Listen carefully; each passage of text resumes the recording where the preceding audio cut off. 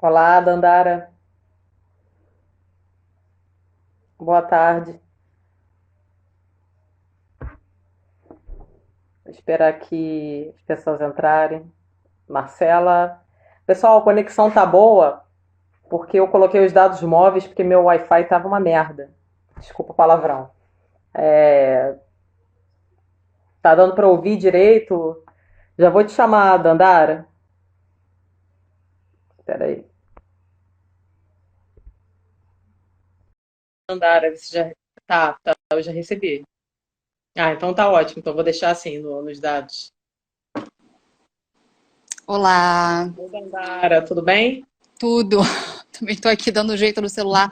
Olha, teu áudio tá ótimo, Tá ótimo? imagem, Tá tá para ouvir? tudo Tá muito ótimo. O bem. pessoal que está assistindo, tá dando para ouvir direito? Tá legal a conexão? Senão eu mudo para o Wi-Fi de novo. Eu acho que o dado está melhor que o Wi-Fi.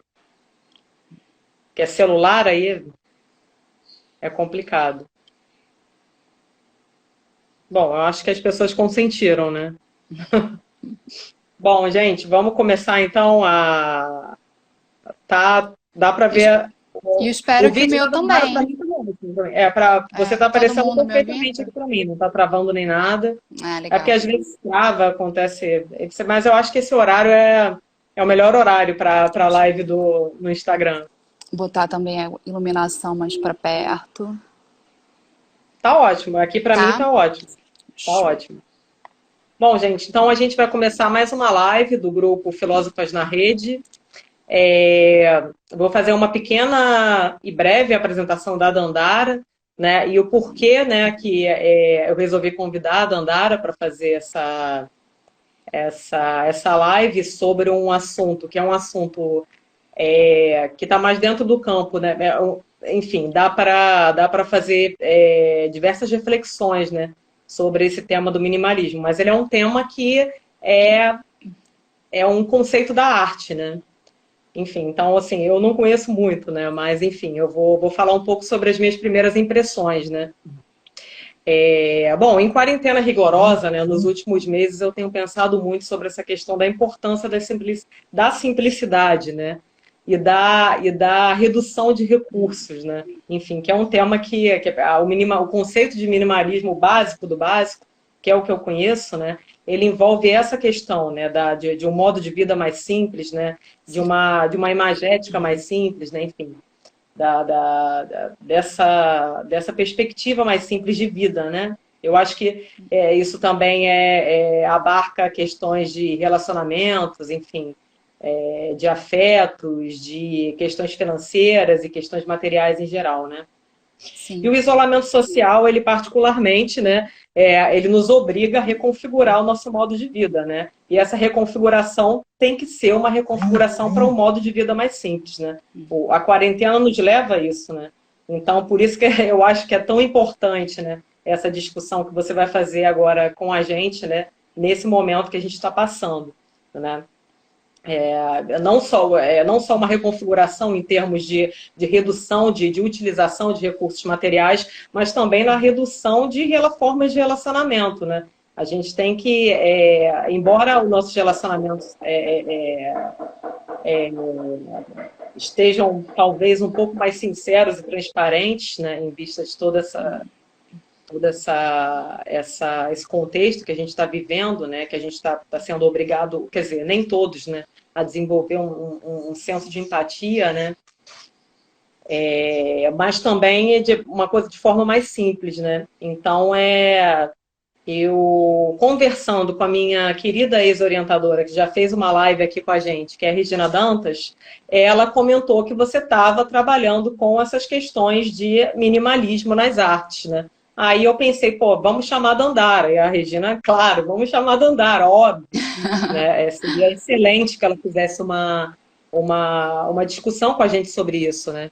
E como eu sempre gostei dos seus trabalhos, particularmente, embora eu não conheça muito sobre artes, né? Enfim, embora eu tenha o contato que eu tive com artes, né? Foi muito breve, né? Eu cheguei a entrar na EBA, mas logo depois eu mudei de curso, então eu não tive. Eu só tive contato com os conceitos mais básicos, né? Minha experiência com artes enfim, nenhuma, né?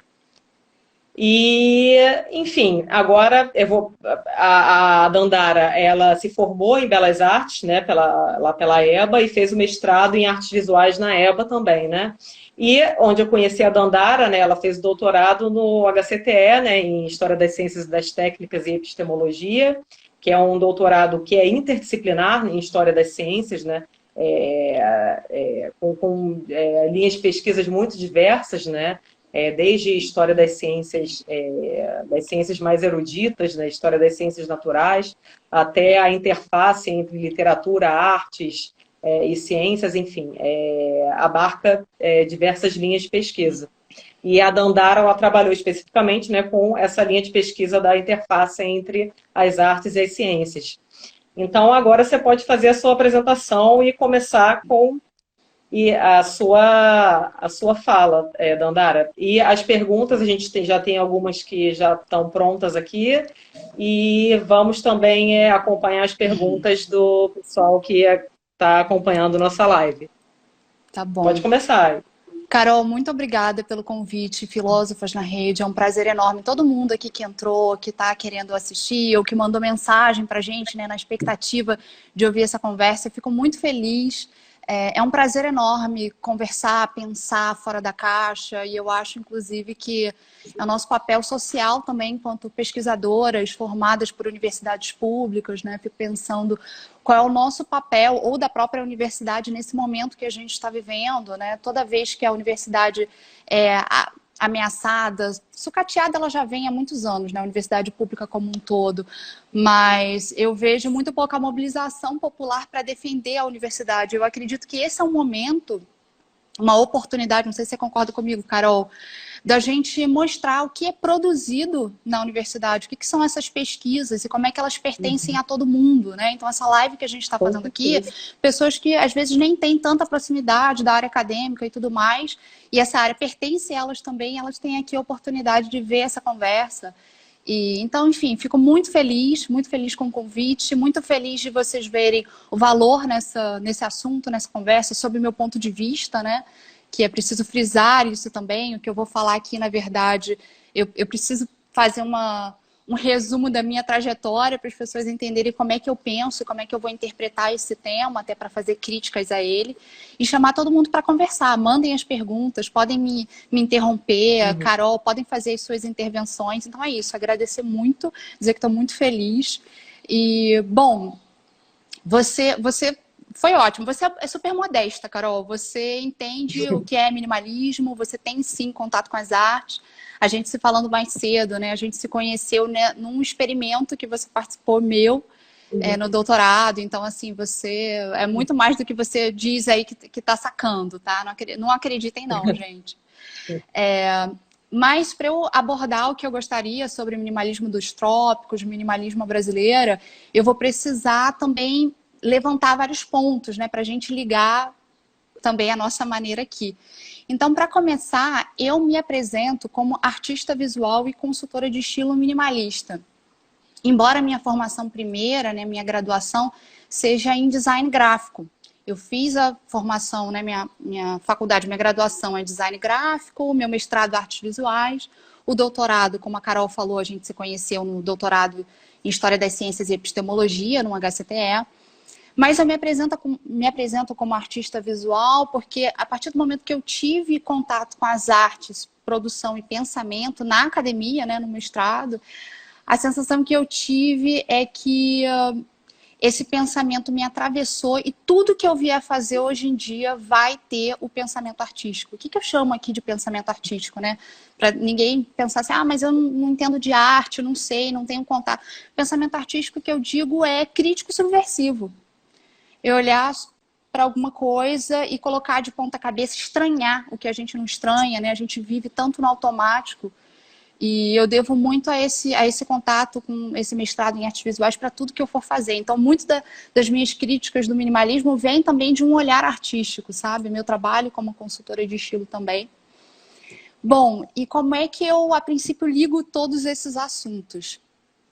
O meu trabalho hoje de consultoria de estilo, na verdade, é uma maneira de amarrar vários interesses meus, né? Primeiro porque eu sempre tive uma relação íntima de muito interesse com imagem, né? Como eu falei, me formei em design gráfico, só que, tecnicamente falando, quando a gente é formada em design gráfico, a gente está habilitada para fazer imagem bidimensional, né? E eu estava com aquela vontade já há muitos anos de extrapolar essa bidimensionalidade, né? Tanto que hoje, tudo bem que assim, o design contemporâneo já hoje trabalha com transcendendo essa bidimensionalidade, já fala de espaço, de design experience, etc. Mas a programação visual, né, que eu fui habilitada a fazer, a princípio era a bidimensionalidade. E hoje eu tenho a oportunidade, trabalhando com consultoria de estilo, de falar de imagem tridimensional e, mais do que isso, falar do corpo, falar de pessoa, né? As pessoas hoje são o centro do meu trabalho, principalmente as mulheres, né? Isso é uma decisão deliberada, inclusive. Então, foi uma maneira de amarrar vários interesses. Primeiro, eu queria trabalhar com mulheres, né? Sou feminista já há muito tempo, mas, assim, milito, converso, né? Aquela coisa toda. Só que eu estava realmente sentindo falta de dedicar mais o meu trabalho a mulheres. Até o momento em que deu um estalo, assim, Carol. Eu pensei, cara, eu preciso colocar a minha imaginação a serviço das mulheres, né? Esse pensamento artístico a serviço das mulheres. E quando eu falo imaginação, eu estou me referindo ao meu pensamento mesmo, né? Eu falo muito sobre pensamento imagético, pensamento imaginativo, e inclusive penso isso sobre as mulheres. Hoje o meu trabalho, assim, objetivamente falando, né? Meu trabalho é para ajudar mulheres a se conhecer e a se traduzir por meio das roupas. E eu acho isso muito poderoso, porque quando você olha para si, né, e se compara menos, portanto, se conhece mais e se compara menos, você pode se libertar muito mais, né? Porque ao se conhecer, você se compara menos, você libera até a tua própria imaginação sobre você mesmo. Você se imagina de novas formas. E eu acho que a gente só vai conseguir criar uma realidade de liberdade para nós, concretizar a nossa liberdade, quando a gente liberar o nosso pensamento, a nossa imaginação, né? Então, meu trabalho, para você ver como é uma salada, né? Tudo junto. É o pensamento imagético, mulheres e roupas. E, claro, a minha experiência prática com o minimalismo. O meu contato com o minimalismo não é a princípio acadêmico, tá? Eu não fiz uma pesquisa sobre isso. É muito mais de vida real, de como é que eu, com esse olhar acadêmico e tudo mais, consegui estranhar e reinterpretar esse movimento, que vem muito de fora, né? Você falou, vem das artes, mas eu não entendo. Você falou assim, olha, minimalismo é sobre ter menos, vem das artes, mas eu não entendo nada. Mas até onde eu sei, Carol, é isso, né? Na verdade, até onde eu sei, o minimalismo surgiu como um movimento artístico de limpeza visual, de tirar ali elementos estéticos, de falar do que é essencial, mas isso inspirou também um novo estilo de vida, né? Lá nos Estados Unidos, acho que década de 60, se eu não me engano, tá? O movimento minimalista nas artes. E inspirou um novo estilo de vida, a princípio, pensando em ter menos coisas. Mas onde é que está a revolução de se pensar viver com menos coisas, né? Porque quando você tem menos coisas, você desassocia um pouco a tua vivência, o teu desejo, a tua felicidade nas coisas. Você para de pautar o que você quer produzir na vida, onde você quer alcançar. O seu sucesso para de ser pautado pelas coisas. E isso é uma virada de chave incrível, porque se você para de atrelar o seu sucesso e felicidade às coisas, você pensa, bom, então não preciso comprar tanta coisa, então não preciso acumular tanto dinheiro. Então, quantas horas por dia eu preciso trabalhar? Né? Vão vindo outras questões que são simplesmente revolucionárias, tomando o contexto que a gente vive hoje, uma sociedade capitalista, machista, homofóbica, etc. e tal, né? Quando você começa a colocar essas questões, parece que todas aquelas verdades que te ensinaram desde cedo caíram por terra, né? Aí você pensa, bom, então eu não vou acumular coisas, então o que é importante na minha vida? E aí, gradualmente, claro que cada um tem um processo, mas gradualmente você começa a substituir a importância de coisas para falar que a importância está nas pessoas, nas relações humanas, né? Aí você pensa, que tipo de hobby eu posso ter? Aí você se dá conta de que você não tem um hobby, né? Porque você trabalha não sei quantas horas por dia, chega em casa, exausto, não consegue se dedicar a alguma coisa criativa do pensamento, você quer ver aquele filme lixo porque você está exausta, né? Pensa bem, mesmo nos momentos que a gente não está trabalhando, a gente está exausta por ter estado trabalhando nos outros momentos. né? Pensa bem, no horário de almoço, por exemplo, ou quando você chega cansado em casa do trabalho, ou até na quarentena, né? Que está todo mundo em casa, ou em geral, ou deveria estar, e você não tem espaço intelectual para pensar outras coisas, né? Então, o minimalismo, que eu acredito, ele vai esbarrar em todas essas questões. Ele não pode só peneirar e pensar que é sobre coisas. Ele parte de questionar o acúmulo de coisas, mas ele vai atravessar várias esferas da nossa vida. Como você mesmo estava falando, há relacionamentos, né? Se você começar a pensar sobre redução de excesso de coisas a princípio na sua vida, que outros excessos você também não vê que está carregando nas costas? De preocupação, de tensão, ansiedade, depressão, né? Relacionamentos abusivos, um trabalho que não te faz feliz, uma cidade, né? Quando a minha mudança para o Tocantins, quem não me conhece aqui, eu sou carioca, né, natural do Rio, foi quando a gente se conheceu, inclusive, foi no Rio, mas eu há um ano estou aqui no Tocantins, me mudei definitivamente, e o futuro eu não sei o que vai acontecer.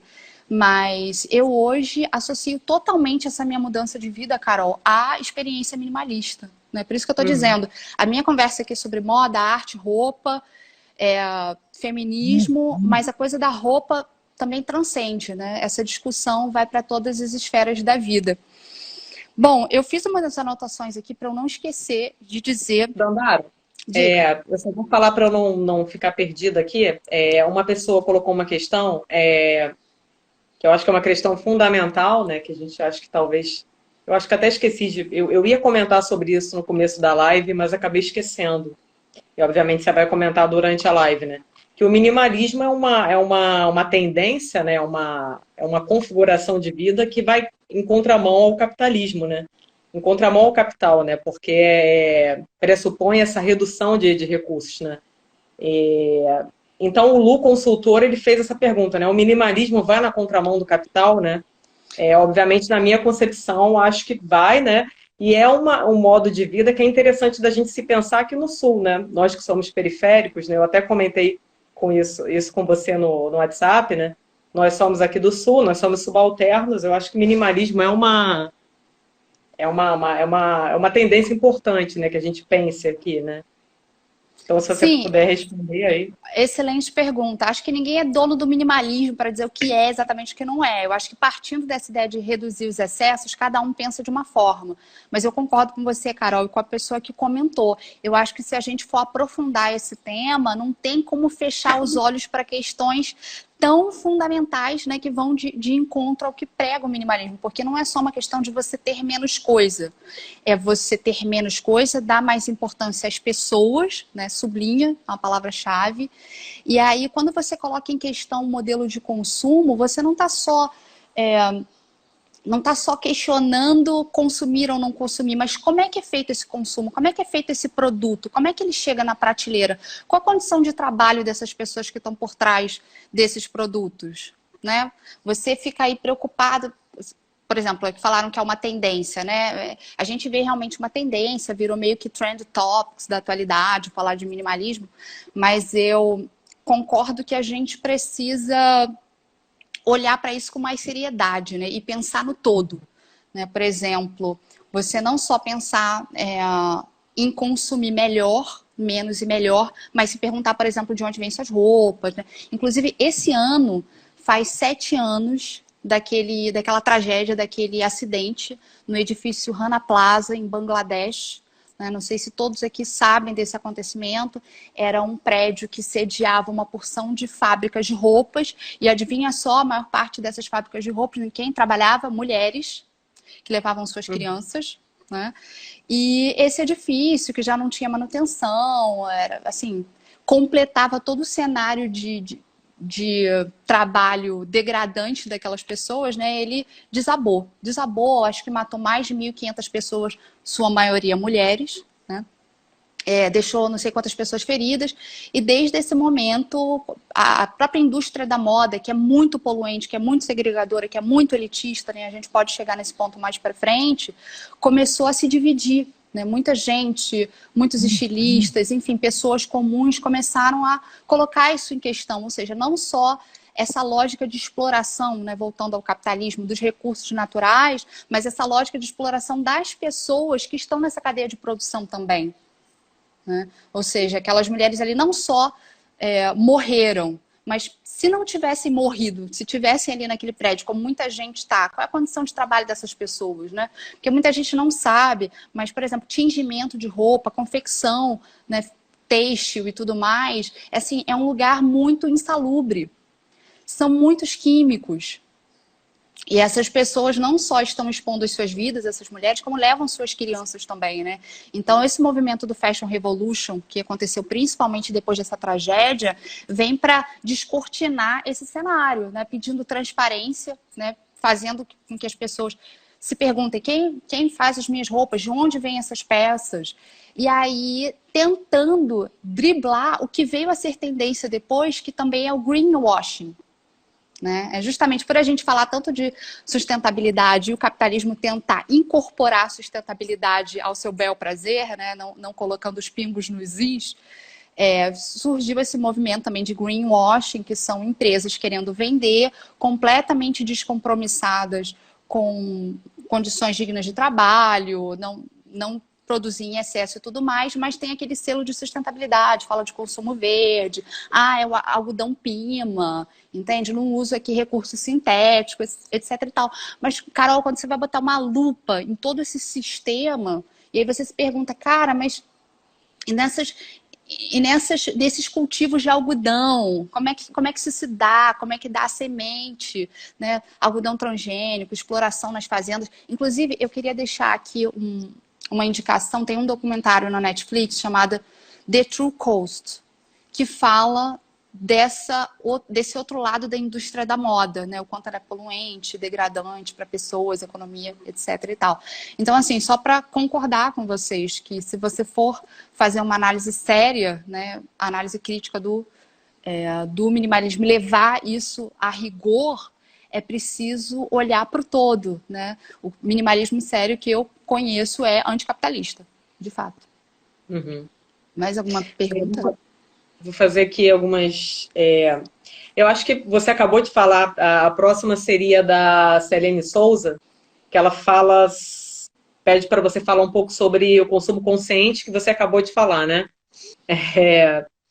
E Mas tem uma Marcela... coisa... Diga, depois eu quero falar sobre o consumo consciente. Assim como teve esse comportamento do greenwashing de várias marcas se maquiando de verde para incitar o consumo consciente também foi meio cooptado pelo capitalismo, né? Na verdade, tudo que a gente tenta, eu vejo como uma espécie de bolha que quando a gente tenta furar, ela se expande e engloba novamente, né? Uhum. Então, quando a gente veio e fala, olha, não quero mais consumir isso daqui, isso é elitista, etc., o capitalismo dá um jeito de reprogramar esse tipo de consumo. Então, por exemplo, lembra quando... É a lógica do capitalismo verde, né? Da economia verde. O desenvolvimento... Exatamente. Então, o consumo... modelo de desenvolvimento sustentável ele foi feito nessa lógica, né? De apropriação do capitalismo, enfim, de tornar plausível uma exploração moderada, né, da natureza. Não existe exploração moderada, né? Existe exploração e não exploração, né? Mas o capitalismo ele cria, né, essas tendências, né, para poder justificar uma forma de exploração. Então isso é complicado, né? E a gente querendo se livrar da nossa culpa compra essa história numa boa, né? Mas Exatamente. É isso, é o que aconteceu, por exemplo, com aquela febre, aquela explosão de canudo de aço, de ferro, sei lá, né? Todo mundo tinha que ter. Aí tinha que ter o copo plástico, o copo de silicone. Só que o copo de silicone é ecobag. Os copos de silicone ele também dura pouco tempo, então é bom você ter 5 logo. Né? Quando você vê, você está ali cooptado por um novo tipo de consumo maquiado de verde, você acha que está numa boa, sendo sustentável, e você está fazendo mais do mesmo. Tanto que tem uma discussão, agora eu não vou me lembrar o nome dela, uma pesquisadora que fala muito assim, não vamos salvar o planeta com consumo. Né? Sempre que essa discussão se transformar em um novo tipo de consumo, alto lá, né? A gente não tá exatamente avançando, muitas vezes está patinando no mesmo lugar. Mas eu também acho que tem um outro lado disso que eu queria abordar mais para frente, né? Que é como é que a gente pode pensar esse consumo sustentável para as nossas necessidades locais brasileiras. Mas tinha mais uma pergunta, né? Que eu me empolguei e saí respondendo antes. A da Marcela, ela tá dentro dessa mesma temática que a gente está falando, né? Tá. Cadê aqui? Por isso que eu entrei nesse assunto para poder... Ai, gente, eu não consigo acompanhar direito essa barra de rolagem. Algumas coisas não vão se perder aqui, peraí. A Marcela tinha perguntado, você acha que é possível falar em sustentabilidade no capitalismo? Foi por isso que eu emendei na minha fala essa questão, né? Que o desenvolvimento, o modelo de desenvolvimento sustentável, ele foi um modelo, né, do capitalismo verde, né? Uma forma de adaptação do capitalismo às novas questões ecológicas, né? O capitalismo ele se adapta, né, aos novos contextos. E esse foi uma forma, né, do capitalismo Então, o modelo de desenvolvimento sustentável é um modelo capitalista, né? Que a gente chama de capitalista verde, né? Da economia verde, né? Exatamente. Aí, se você tem puder, lógica enfim, de exploração. sobre isso. Sim, como o capitalismo é pautado nessa lógica de exploração, não tem como você ser sustentável. Até porque a sustentabilidade que eu estou entendendo é a sustentabilidade socioambiental, né? Muita gente já associa a verde, mas a gente está falando também de pessoas, né? Então, se você tem essa lógica de exploração dos recursos naturais, das pessoas, não tem como você ser sustentável.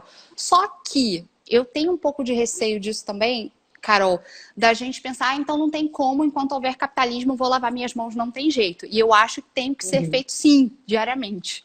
Tá? Então, é um modelo que, enfim, é a única coisa que a gente tem, né, nesse modelo capitalista, né, enfim. Exato, a sustentabilidade não pode ser capitalista, mas a gente mesmo no capitalismo tem que conversar e buscar a sustentabilidade, né, de maneira crítica. Exatamente. Aqui, a Lu, ela fala aqui, tem um documentário sobre o jeans de Toritama, Pernambuco.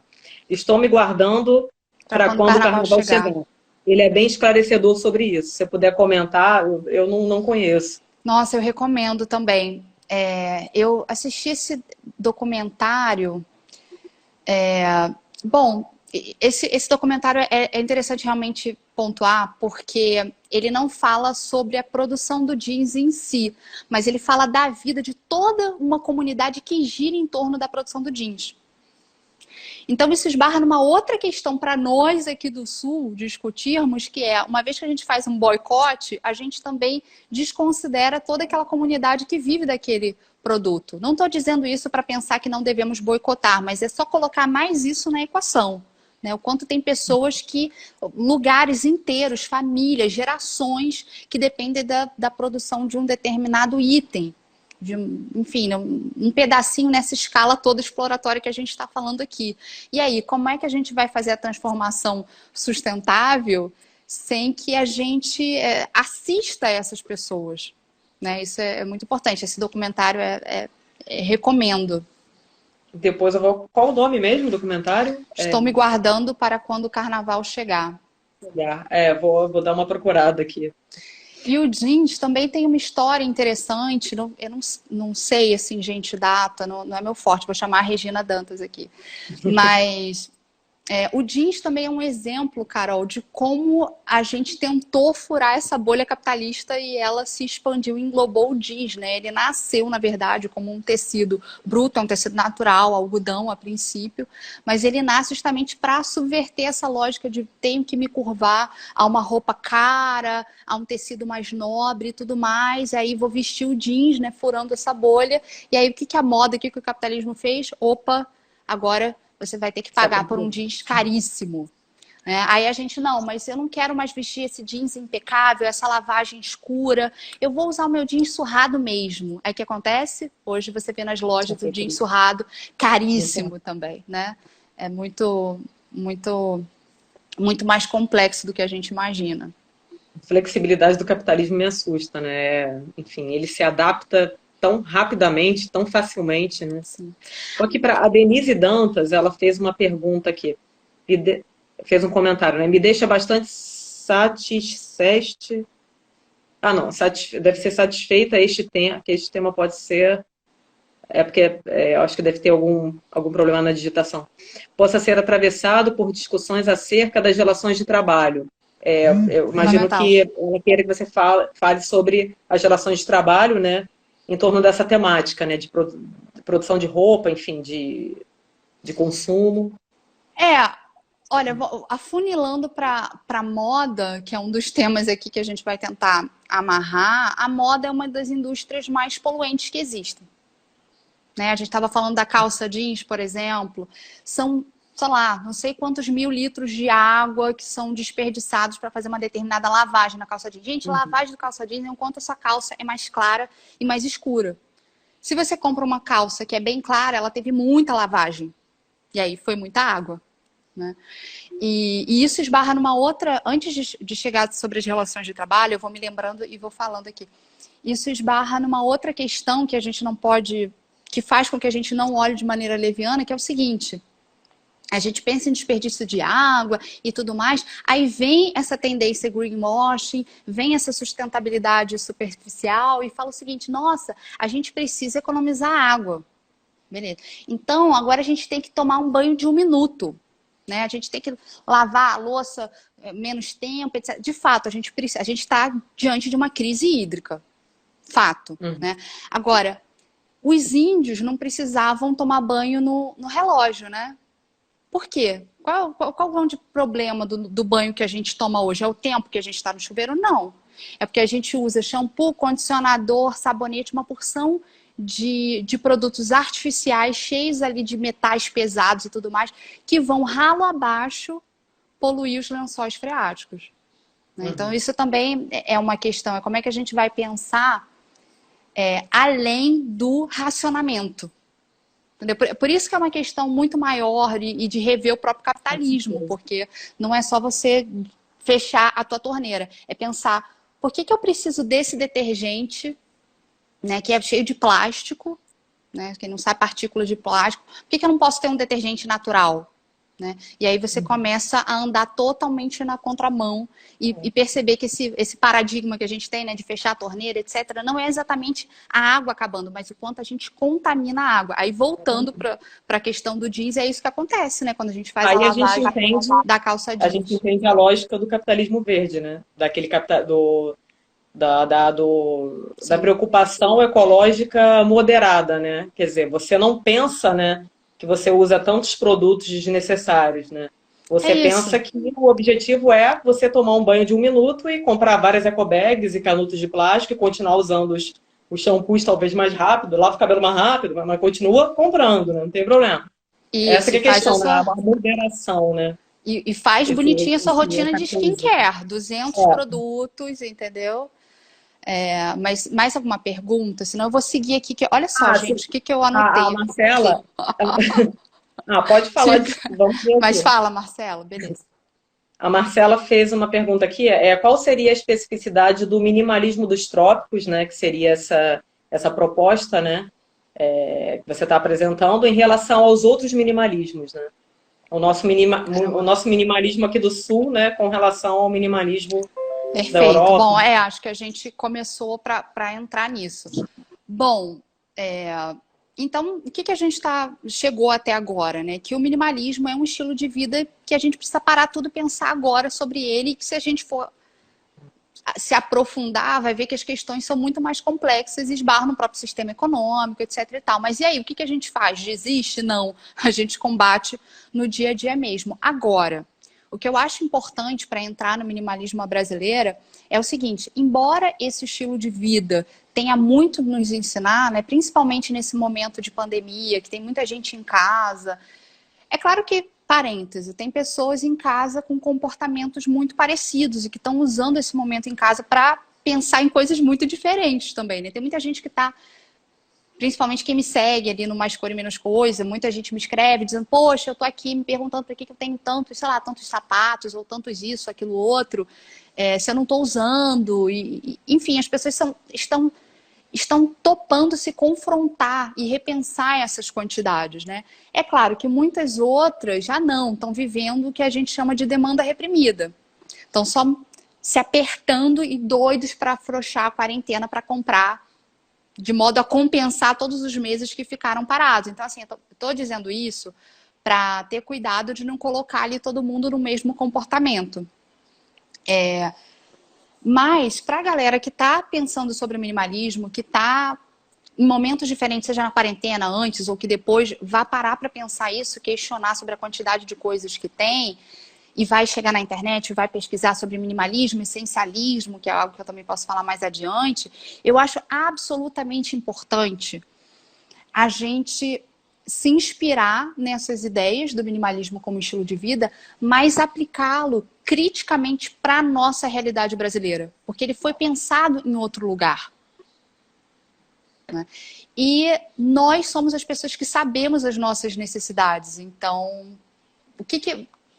quais são as críticas, por exemplo, que eu tenho ao minimalismo europeu, norte-americano, né? Quando eu comecei a ler sobre minimalismo, acho que tem uns 4, 5 anos, eu me irritava muito, porque ao mesmo tempo que fazia muito sentido, eu achava,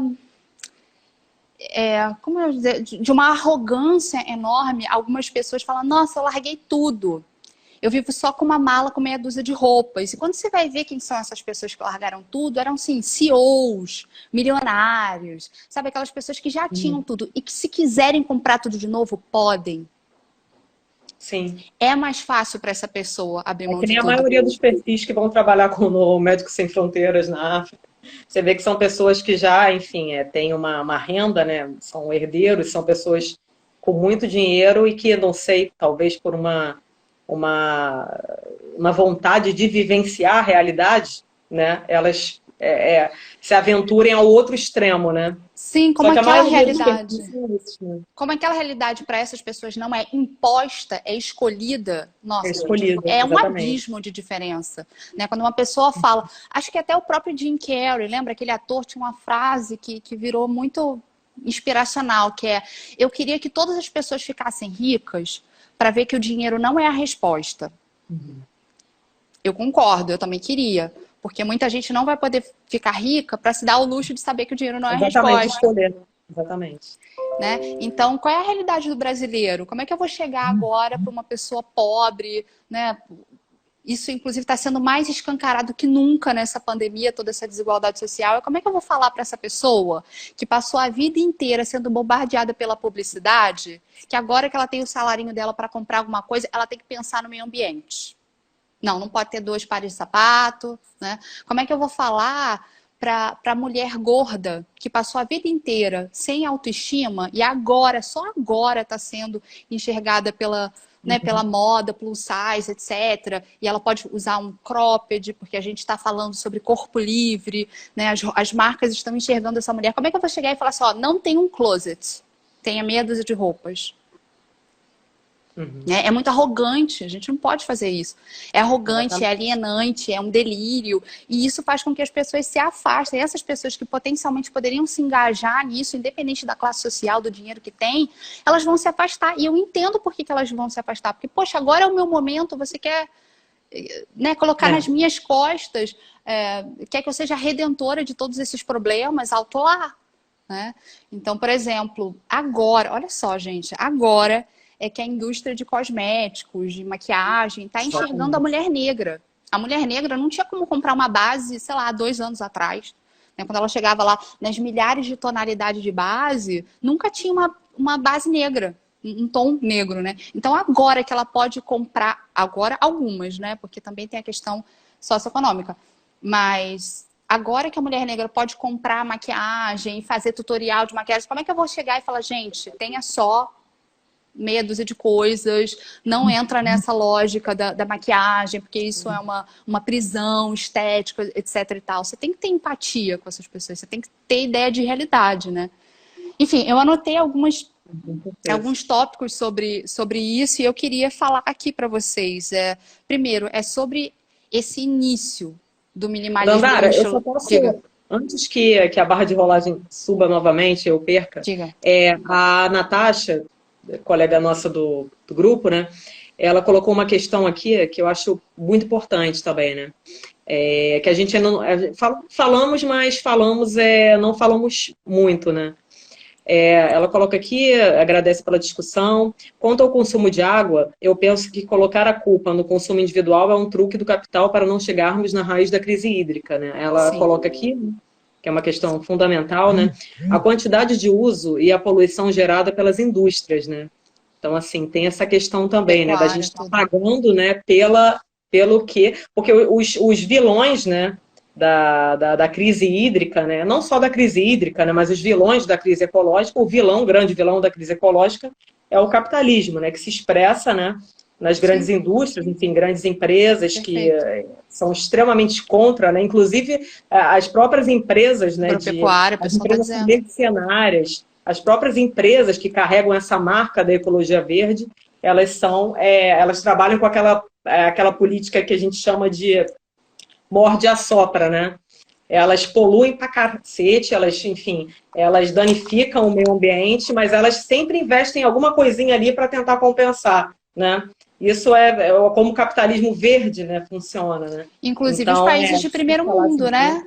Exatamente. Que a gente fala que é o suprassumo da sustentabilidade, da igualdade educacional, etc. A própria Alemanha, né? Matou uma porção de árvores, aí o que faz? Vamos plantar ali na floresta amazônica. Exatamente. Né? Essa desigualdade geral. Mais alguma pergunta? Mas eu concordo, totalmente, não é a minha torneira aberta, mas eu acho que além da gente saber isso que vocês estão colocando, é pensar que não é só fechar a torneira, é o que vai torneira abaixo. Né? Mas realmente, agropecuária e tudo mais, pesticidas, né? O que a gente gasta com irrigação, a agropecuária, precisa então, repensar todo esse modelo. Gasto de água, né? Aqui a Nayane falou, então o minimalismo envolve bastante a empatia. Você Sim, fala sobre fez um dar comentário, importância às pessoas mais do que a coisas. A Cami Fiore, ela fala, a conta não está no indivíduo, algumas pessoas estão elogiando, relevante flexão, muito boa, tá? Algumas pessoas escreveram só agronegócio, né? Porque, enfim, o gasto de água, inclusive, né? A Valéria coloca aqui, boa parte dos cosméticos e tecidos tem agrotóxicos. Se você puder falar um pouco sobre isso também, enfim, essas questões. Bom, eu não sei falar especialmente sobre isso, mas o princípio eu acho que é o mesmo. Se a gente for pensar que tudo que vai ser plantado tem agrotóxico e o derivado disso, a gente faz roupa, faz tudo, a gente está cercado desses venenos, né? Essa é a guerra que a gente também está travando. Né, principalmente com esse governo, enfim, de liberação de agrotóxicos, como é que nosso alimento, nossa roupa, tudo ao nosso redor está cheio de veneno. Por isso que não adianta você olhar só o final dessa cadeia, né, de olhar para aquela tua roupa, o objeto, e pensar o que é visível ao redor desse objeto, porque aí tudo que ficou invisível, né? E além disso, outra questão importante é na hora de descartar esse objeto, né, como é que fica? Né? Como é que ficam as marcas fazendo a logística reversa que a gente não vê? Né? Como é que ficam esses objetos que não são biodegradáveis, para onde vão?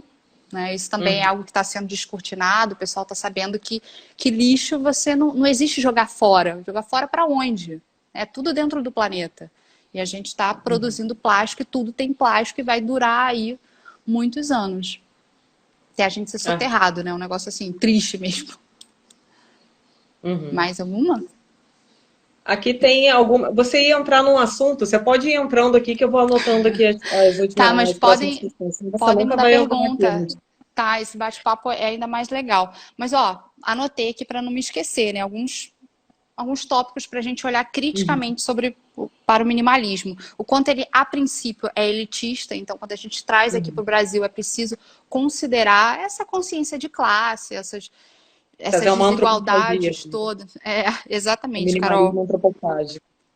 Isso era o que eu ia chegar mais para frente, mas é essa colocação perfeita, né? Eu faço essa analogia com o movimento artístico, que falava tanto da antropofagia, né? Os modernistas, sobre você trazer algo que é de fora, mas comer e produzir o que faz sentido para a gente, né? O que a gente pode produzir de novo, inspirado num outro movimento, num outro comportamento, mas totalmente dentro da nossa identidade. Então é justamente isso, né? Voltando para a história das artes, ou seja, como é que a arte pode nos ajudar a pensar de uma nova maneira, eu defendo justamente isso, o movimento de antropofagia com o minimalismo e com tudo que vem de fora, né? Porque vamos combinar.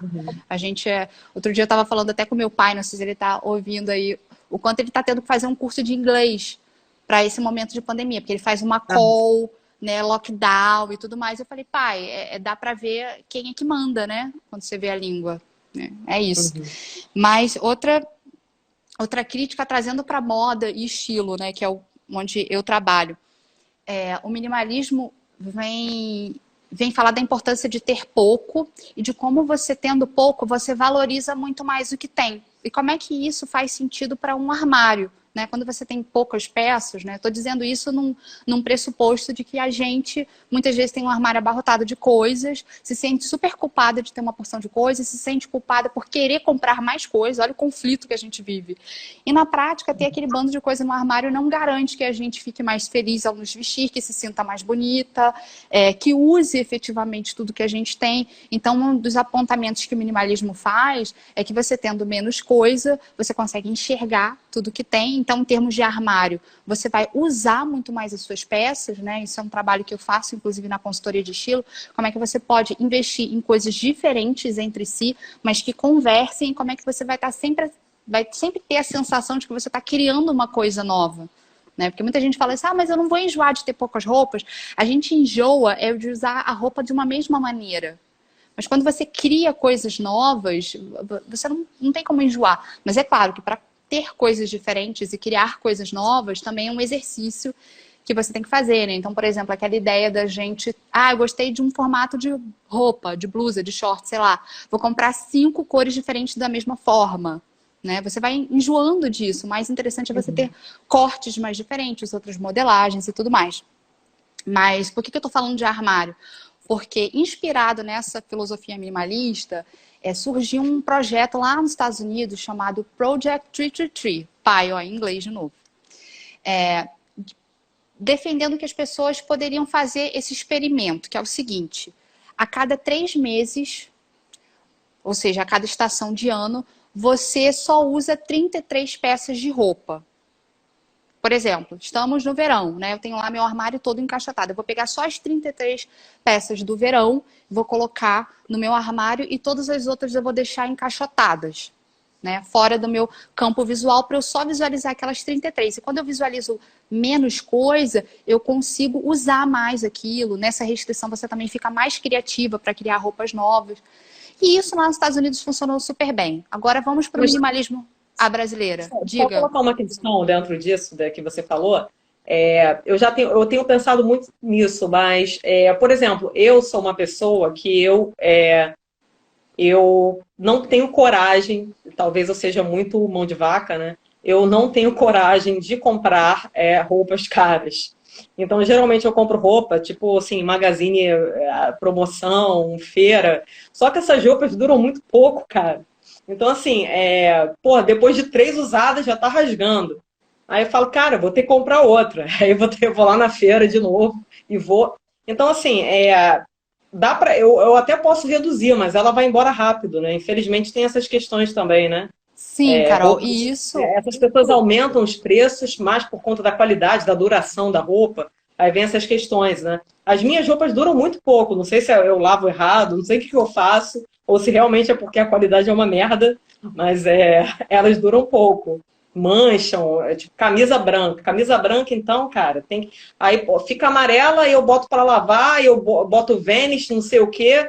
Aí fica branca, mas estraga toda. Começa a rasgar, porque eu lavei com produtos mais pesados para tirar a mancha. Então, assim, fica nessa coisa, né? Carol, não tem mistério. Se o preço está baixo, alguém está pagando. Ou o tecido é de menor qualidade, ou a costura foi ruim, né? Uma maneira da gente verificar se a peça tem boa qualidade, vira ela do avesso, né? As costuras, se é bem feito. Uma boa peça tem um avesso lindo, tal como a tua roupa do lado certo, digamos. Olha isso. Olha a etiqueta, né? Etiqueta de lavagem para saber como é que aquilo precisa ser lavado, os cuidados e tudo mais. Tudo isso interfere. Agora, mais um ponto para eu colocar aí atrás da tua orelha, que normalmente, na esmagadora maioria das vezes, quando você tem um preço muito baixo, além do material sendo economizado, tem alguém sendo mal pago. Né? Ou é aquela costureira que trabalha pra caramba explorada, ou então a própria equipe de criação, né? Porque pensa bem, quando você vai criar uma coleção, são várias etapas assim de pesquisa, de criação, referências. Aí você faz o primeiro desenho, protótipo, aí manda para costureira, aí volta, faz toda aquela coleção, aí vai para fotografar, editorial, até chegar no produto final, né, nas lojas, demora muito tempo. Se você for fazer passo a passo, respeitando todas as pessoas dessa cadeia, você demoraria, sei lá, 6 meses para fazer, não sei. Mas quando você vê a fast fashion, né, esse modelo mais rápido de roupas baratinhas, de menor qualidade, eles lançam, sei lá, 52 coleções por ano. Tem gente sendo esmagada, não tem outra maneira, com certeza, né? com certeza. Então, é claro, você pega aquela roupinha baratinha, ela, mesmo você usando ali de acordo com a etiqueta, ela vai durar menos, né? Ou então vai rasgar, enfim, tem problemas quanto aos materiais, quanto à costura, à confecção, e provavelmente tem gente sendo esmagado nessa cadeia de produção também, o estilista, o designer, a costureira, enfim, né? Por isso que o ideal, mas isso também tenho críticas a isso, mas o ideal é você consumir de pessoas que você sabe de onde vem, né? E normalmente esse preço vai ser mais caro do que o fast fashion que a gente vê. É claro que, né, de novo, considerando o Brasil, você não pode ali dar R$ 400 numa calça de linho, né? Uma mulher, a maioria esmagadora da população não pode fazer isso. E aí eu não acho também que a gente deva colocar essa conta nas costas dessas pessoas que só podem consumir fast fashion. Agora, qual é a dica que eu dou, a reflexão que eu deixo para essas pessoas que só podem comprar em fast fashion? E é isso aí, né? A grande mudança não está no tipo de produto que a gente vai comprar exatamente, mas no nosso comportamento de consumo. Então, se você tentar comprar o que você pode, o que está dentro das suas condições, fazer, né, fazer durar, e só trocar quando você realmente precisa, você está sendo muito mais sustentável do que uma pessoa que compra uma calça de linho, green, etc., a cada mês. Exatamente. Entendeu? Eu acho que esse discurso que tem que chegar no Brasil não é só você comprar aquilo que você conhece, a cadeia, que vai ter que dar R$ 1.000 num sapato. Gente, isso é absolutamente fora da nossa realidade. E se eu colocar isso para uma mulher, né, uma mulher pobre e tudo mais no Brasil, é covarde demais. A discussão não pode ser essa. E sim pensar no comportamento de consumo. Como é que a gente pode mudar o nosso comportamento de consumo e, claro, na medida do possível, tentar conhecer quem trabalha de uma maneira séria, tentar evitar a fast fashion, né? Tentar apoiar as pequenas produtoras, as pequenas empreendedoras que vocês conhecem, que fazem, sei lá, bijuteria, que faz roupa, que faz biquíni. Como é que essas pessoas vão sobreviver numa pandemia, né? A dica é sempre essa, porque a gente não tem também como saber exatamente todo mundo e todos esses processos na cadeia de produção, mas eu posso garantir a vocês que normalmente quem é pequeno, né, pequenas empreendedoras, tem um processo mais orgânico, digamos assim, né? Mais respeitado, uma coisa de cada vez, não aquela coisa sobreposta, porque são poucas pessoas trabalhando, né, num tempo mais humano, né? Então a minha sugestão é essa, Carol, se não der para comprar super green com algodão pima e você conhecendo a costureira, etc e tal, se não dá para investir nisso, que pelo menos você tente investir de uma maneira assim mais consciente, que eu digo, que você não invista tanto em quantidade, que você pense bem se você precisa daquilo, se você gosta muito daquilo, se aquilo diz muito sobre você. Uma pergunta que eu falo para as minhas clientes e amigas, enfim, que conversam comigo, é quando você for comprar alguma coisa, você pergunta, será que eu vou querer estar usando isso daqui a 5 anos? Né?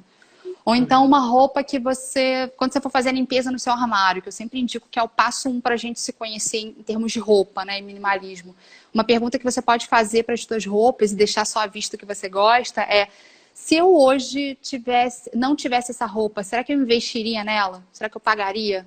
Né? Para você saber o que você realmente gosta, o que te representa e tudo mais.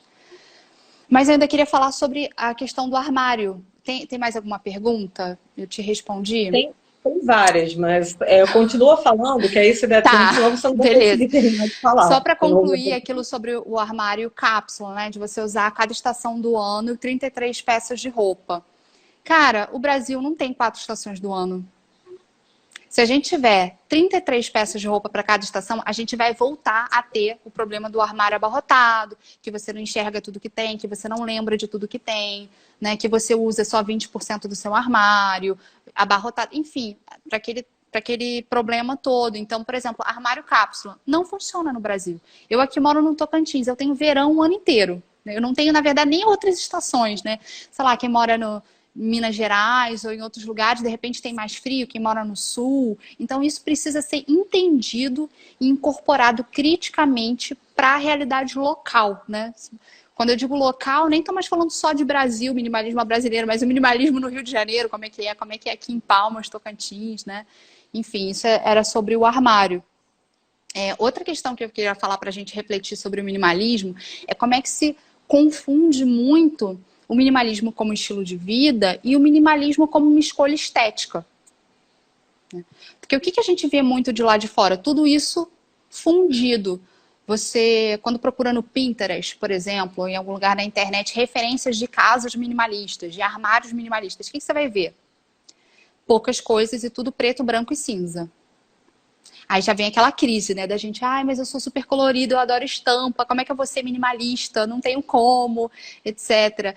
E é preciso descolar uma coisa da outra. Você pode ter um visual mais limpo, com menos acessórios, com menos estampas, isso é uma coisa. E você pode, independente da tua escolha estética, ter um estilo de vida minimalista.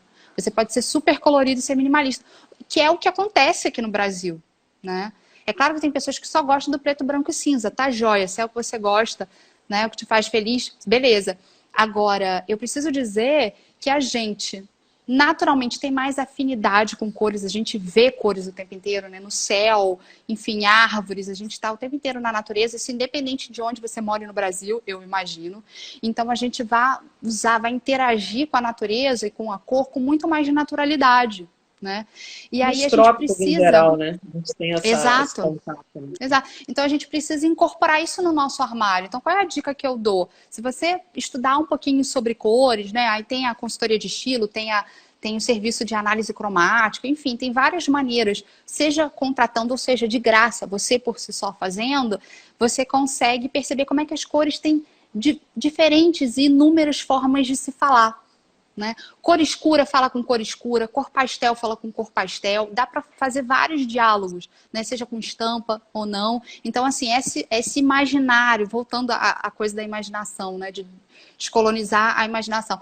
Esse imaginário de ter que ser preto, branco e cinza para ser minimalista não faz o menor sentido para o Brasil. Né? Então, isso era uma outra questão. Uma pessoa até colocou aqui, ter menos coisas e todas coloridas, né? Tá ótimo. Automaticamente a gente vai ter menos coisa, né? Porque nós, assim, a maior parte dos brasileiros não tem condições de ter uma casa cheia de móveis. Minimalismo então forçado. sempre vai ser menos, né? No nosso caso, obrigatoriamente vai ser menos, né? Pelo menos grande parcela da população brasileira, né? Sim. Então, assim, nós já somos obrigados a sermos minimalistas, por mais que a gente não queira, né? Ou seja, não é uma escolha, né? Carol, então, eu tô com medo da live cortar, não é 1 hora? Não, mas se cortar aí a gente continua. Porque tem umas perguntas, na verdade tem várias perguntas aqui, né? Eu vou fazer agora. Tem uma até que eu gostaria de fazer algum comentário pela minha própria experiência também, né? A pessoa pergunta, vocês acham que o vegetarianismo e o veganismo cooperam também com o minimalismo? Da Nayane. Enfim. Eu acho que... Bom, são 3h59, vai cortar agora, então eu vou responder Eu vou encerrar aqui e vou começar para responder as perguntas. Já vou te chamar. Encerrar.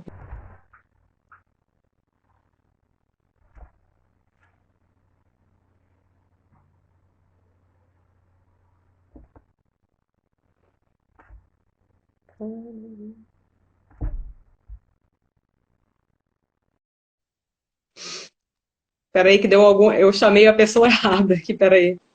Ah, não, agora foi a Dandara. Eu acho que eu chamei outra pessoa também junto com você. Vamos chamar todo mundo. Eu até peço desculpas a essa pessoa que eu convidei, mas a live hoje é com a Dandara, então não tem como eu chamar outra pessoa. Pessoas, desculpem, é que outra pessoa tinha enviado a solicitação também, só que não tinha como aceitar das duas. Mas, enfim, a gente vai agora fazer essa continuação para a gente poder responder as perguntas, né? É, essa pergunta do vegetarianismo e veganismo, eu vou dar o Por meu favor, palpite agora, Carol. intervir, porque eu fui vegana, né, durante muitos anos da minha vida, né, desde a adolescência, e atualmente eu sou vegetariana. Por inúmeras questões que eu não vou comentar aqui, né, que tem a ver com, enfim, candomblé e outras questões, né. Eu tenho até uma tatuagem aqui, ó, vegan. Vegan. Enfim, ainda é uma meta minha voltar ao veganismo, né? Mas eu acho que, sem dúvidas, o vegetarianismo e o veganismo, eles contribuem, eles são uma forma de vida minimalista, né? É um fato isso, né? Só que no Brasil é um pouco complicado, né? Porque eu acho que o veganismo, né, que a gente chama também de abolicionismo, né? Que em termos bem gerais, o que é o veganismo, né? É a abolição de qualquer uso, né, exploração ou escravização dos animais, né? A diferença entre o veganismo e o bem-estarismo animal é que o veganismo ele é contra qualquer tipo de exploração, né? Então, o bem-estarismo animal, né, ele aceita, né, por exemplo, a exploração da vaca para retirar o leite, né? Enfim, as pessoas vegetarianas, elas são ovolacto, né? Elas consomem, enfim, dependendo do vegetarianismo, né? O vegetarianismo estrito ou o veganismo, né? O vegano, ele não consome nada de origem animal, né? Que ele é contra qualquer forma de exploração, inclusive a exploração para o consumo de leite, enfim, derivados, né? Com certeza, né? Agora, a gente tem que levar em consideração uma coisa, né? O mercado vegano brasileiro ele fatura demais, né? Então, assim, por exemplo, em São Paulo existem restaurantes veganos que cobram caríssimo, né? Não são todas as pessoas que têm acesso, né? Então, o veganismo ele tem que andar junto, né? Caminhar junto com justamente essa prática minimalista, né? De você saber, né? Cultivar na sua própria casa, né? Enfim, plantar as coisas que você vai consumir, enfim, sem depender do mercado, né? Porque, enfim, infelizmente tem essas questões, né, do capitalismo, enfim. E o veganismo, a gente também discutiu muito essa questão, né? Do veganismo estar ligado com... ter essa relação com o capitalismo, né? E envolve também a questão da agropecuária, né? Porque se você não consome carne, enfim, você vai estar contribuindo, né, para não só a exploração dos animais, mas também a exploração da própria natureza, da água, enfim, de outros recursos, né? Mas se você puder falar um pouco sobre, não sei se eu respondi bem rápido aqui, só para dar o meu palpite, mas a live é a Dandara, que é a pergunta para a Dandara, né? Só Então, se uma. você puder responder um pouco sobre isso, enfim, Sim, Carol, com só relação uma. ao vegetarianismo, ao veganismo. O teu vídeo me parece pixelado. Não sei se é a minha internet que não tá legal Eu não ou sei se se é vocês você que tá conseguiram me ouvir. congelando. Eu estou congelando, não sei se. Deixa eu É, perguntar para o pessoal. Vocês estão. O meu vídeo tá indo direito ou tá travando para vocês? Se vocês puderem responder, esperar o pessoal responder. aqui também o quê? A Carol tá Aqui também, travando? né? Então acho que é para todo mundo. Eu acho que eu estou travando para todo Pixelado. mundo, enfim. A Carol tá congelando. Mas eu falei um pouco, enfim, eu falei um pouco sobre o veganismo, né? Sobre o vegetarianismo, a importância, né, desses modos, né, de vida, né? E a relação deles com o minimalismo, né? Enfim. Sim.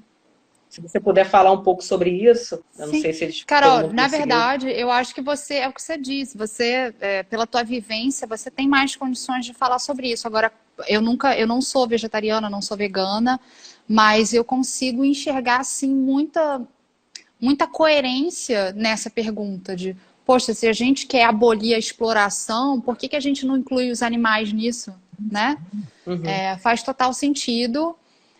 Não sei como é que se dá, se a gente for pensar o veganismo e vegetarianismo no minimalismo brasileira, que adaptações ou questões novas a gente poderia levantar para esse movimento, para esse estilo de vida aqui no Brasil, porque, embora eu não tenha essa experiência, eu tendo a pensar que é preciso, né, fazer de uma outra maneira aqui, considerando as questões locais, e é basicamente o que a Carol está falando, aqui além de se esbarrar, como Carol, estou falando que você estava anteriormente colocando, esbarrar em outras explorações, porque a sensação que a gente tem é que a gente deixa de fazer essa aqui e compensa nas outras, né? a sensação. Mas como é que... O que significa ser vegano no Brasil?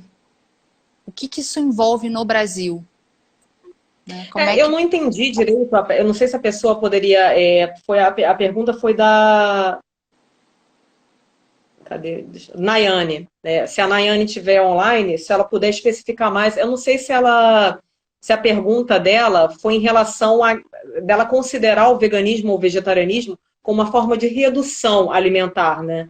Porque nesse sentido, eu acho que não, né? Que pelo contrário, né? No veganismo a gente dizia muito para as pessoas, né? Que na verdade o fato da gente não consumir nada de origem animal não tem nada a ver com reduzir a variedade de alimentação. Não tem nada a ver com isso. Pelo contrário, nós nos voltamos para uma alimentação completamente variada, né? Porque geralmente as pessoas que consomem carne, elas consomem, geralmente, dia a dia, carne e arroz. Carne e batata frita. Carne e feijão. E nós veganos, não. Nós vegetarianos, veganos na alimentação, vegetarianos, enfim.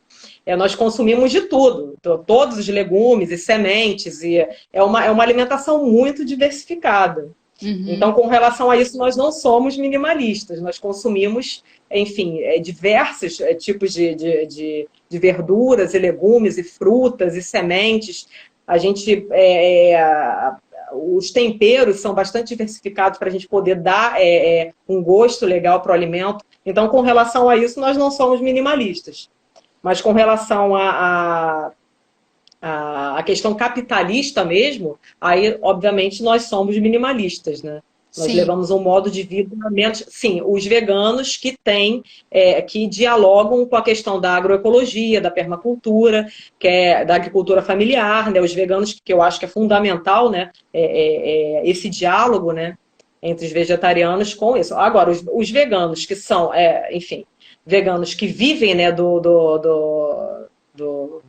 Dos restaurantes veganos, os veganos paulistas, enfim, sem desculpa os paulistas, mas eu conheço muitos veganos paulistas que eles vivem dessas lojas veganas, né, desse mercado vegano de São Paulo, que é muito grande, né, que fatura muito, né, que são comidas caríssimas, enfim. Você vai no mundo verde da vida e você vai ver o preço de uma comida vegana, um preço de um leite de proteínas. Aqui, eu estava até conversando com a Marcela, nossa colega, um dia desses, né, que a gente estava comparando o preço de leite de proteína. Leite de proteína vegano custa R$13. Leite de proteína não vegano custa R$5. Então, assim, olha, e ainda é caro. O não vegano ainda é caro. O vegano ainda é R$13, gente. Um negocinho do tamanho de um todinho, R$13.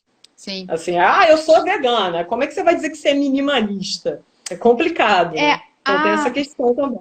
A relação que eu enxerguei nessa pergunta, se eu entendi certo, é que se a gente for abolir a coisa da exploração e da acumulação de bens e dar mais atenção e importância à vida, né? Por que a gente também não considera a vida de outros animais, né? E até onde eu acompanho na internet mesmo, tem muitos minimalistas que são veganos, vegetarianos, fazem essa relação. E a maneira como eles elaboram isso é muito assim, como é que eu vou reduzir ao máximo o impacto no planeta Terra e nas vidas?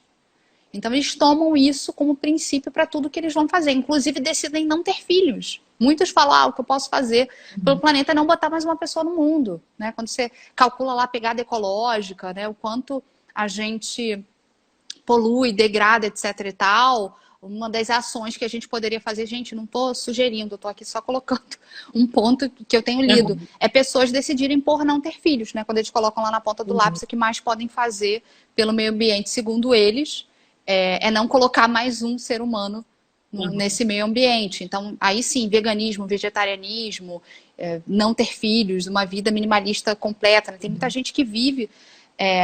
dessa maneira, mas de novo voltando para a discussão de como é que a gente, ou melhor, pode situar essa pergunta dentro da discussão do minimalismo brasileira, é que a sensação que eu tenho, tá, a minha visão é que a gente se preocupa, sente uma culpa, quer fazer alguma coisa para ajudar, quer fazer a nossa parte e muitas vezes não consegue por inúmeras razões, locais, individuais, enfim.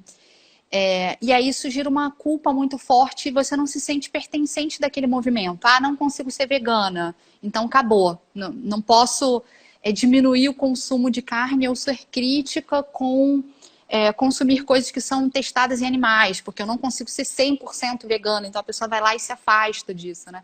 E aí depois criou-se uma outra terminologia, Carol, que de repente você é mais familiarizada com ela do que eu. Agora eu não me lembro o nome, mas é para uma pessoa que é, digamos, parcialmente vegetariano, parcialmente vegano, tem um nome agora para isso. É a pessoa que tenta, no seu máximo, dentro do que é possível nas suas condições, onde ela vive, viver de acordo com o veganismo, com o vegetarianismo. Mas aí, se ela não conseguir em 100%, isso não faz dela menos capaz, ou menos importante, ou menos engajada nesse movimento, né? E eu acho que é isso, faz sentido, mas a gente também não tem que se cobrar 8 ou 80, eu sou ou eu não sou. É como é que todo mundo hoje, a partir de agora, pode ser um pouco mais pró, né, esses movimentos. Sim, essa questão é bem... Eu já me afastei dessa discussão há muito tempo. Na verdade, eu era uma pessoa muito chata. Não é à toa que eu tenho libertação animal tatuada, eu tenho veganismo, eu tenho Gato Negro aqui, que era um coletivo que eu participei, né, enfim, dos 18 aos 25, mais ou menos. Nós éramos veganos extremamente radicais, né, anarco-veganos, né. E a gente organizava diversos debates sobre questões do veganismo importante, inclusive os diálogos, né? A gente estabeleceu um diálogo, né, do veganismo com o ecocentrismo, né, o ecoveganismo, né? Então a gente criticava muito, batia muito no capitalismo verde, né? Porque a gente achava que o capitalismo, duas formas de modos de vida influenciados e estimulados pelo capitalismo verde seria o modo de vida, que seria o bem-estarismo animal e o bem-estarismo ecológico, né? Então, os dois envolvem a exploração moderada, né? O que é o bem-estarismo animal, né? É a exploração moderada. O que são as pessoas, na nossa visão, né? Que agora eu não sou mais vegana, né? Mas na visão que a gente sustentava, o vegetariano, o ovolacto, né? Ele compartilhava dessa perspectiva bem-estarista animal, dessa perspectiva do capitalismo verde, a moderada, né? Aquela que justifica a exploração moderada de uma... Quer dizer, a vaca ficar dentro de uma... É bem metafórico isso, né? A vaca ficar dentro de uma jaula, presa, escravizada, mas viva, né?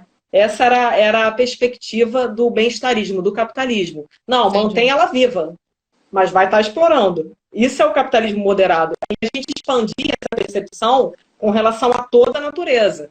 A gente tem as plantações e a gente trabalha com plantas transgênicas. A planta está viva, mas ela está sendo explorada também dentro da agricultura, né? Do agronegócio, né? O agronegócio é bem-estarista, né? Então a gente expandia essa visão, né? E estabelecer esse diálogo, né, com... Isso não estou dizendo todos os veganos, né? Mas eu particularmente, né, e o grupo que eu... Enfim, infelizmente, no decorrer dos anos, eu fui me afastando, né? Eu fui me tornando menos radical, né? Infelizmente, né? Porque eu gostaria muito de voltar a ser radical. Porque não deixam de estar certos, né? A gente estava certo, né? Enfim. Mas é uma questão muito complicada, né? A Nayane colocou... eu me tornei vegetariana pelos animais. A maior parte das pessoas se tornam, principalmente os veganos, né? Um vegano não se torna vegano por outro motivo a não ser pelos direitos animais. Porque o veganismo, o vegano que se diz vegano por outro motivo não é vegano. Porque o veganismo foi um movimento que surgiu a partir da teoria dos direitos animais. Que inclusive um dos principais autores e fundadores desse movimento foi o Gary Francione, né? Então, assim, uma pessoa que... Então, o veganismo é baseado especialmente em dois autores, né? Que é o Gary Francione e o... esqueci o nome dele, desculpa. Que escreveu Jaulas Vazias. Alguém me lembra? Não conheço. O nome dele? O sobrenome dele é Regan, mas eu esqueci o nome dele. Isso é o álcool. Pera aí. Jaulas Vazias. Tom Regan, desculpa. Tom Regan, lembrei sobre... Enfim, Gary Francione e Tom Regan, né? Principalmente Gary Francione, né? Que ele foi quem elaborou o que a gente chama de TDA, né? A Teoria dos Direitos Animais. O veganismo, ele foi, o abolicionismo, né? Ele foi baseado nessa teoria, né? E na filosofia do Tom Regan, né? São os dois principais, né? Enfim, tem diversos outros autores. Enfim, o vegetarianismo mais difundido é o vegetarianismo mais baseado na questão do especismo, né, do Peter Singer, que todo mundo, enfim, é um filósofo também que trabalha com, a gente chama de libertação animal, né, liberação e libertação animal. Enfim, agora, quem é vegano e diz que não se tornou vegano que se tornou vegano por outros motivos, que não é a questão dos direitos animais, não é vegano. Me desculpe, você que se tornou vegano por outros motivos, você não é vegano, colega. Mas, enfim, é uma questão. Agora, o vegetariano não. O vegetarianismo ele também surgiu como modo de vida, né, também. Muitas pessoas se tornaram vegetarianas por questões de saúde, fitness, enfim, que o modo vegetariano de vida é um modo mais saudável, né? Tem essa questão também, né? O vegano não é tão saudável, né? Porque, quer dizer, segundo alguns nutricionistas, pela ausência da proteína, né? Que a gente... Enfim, embora a gente aceite a proteína vegetal como uma forma de proteína, muitos nutricionistas acreditam que não é uma forma de proteína, né? Mas, enfim, não sei se eu respondi as questões que são relacionadas ao... assuntos afins, Carol, totalmente, totalmente. Uhum. O André até colocou aqui, Peter Singer, ele escreveu um livro, Animal Liberation, enfim, que é uma das principais obras, né? O Peter Singer foi quem trabalhou com essa ideia, né? Essa ideia do bem-estarismo animal foi construída a partir da perspectiva do Peter Singer, né? Enfim,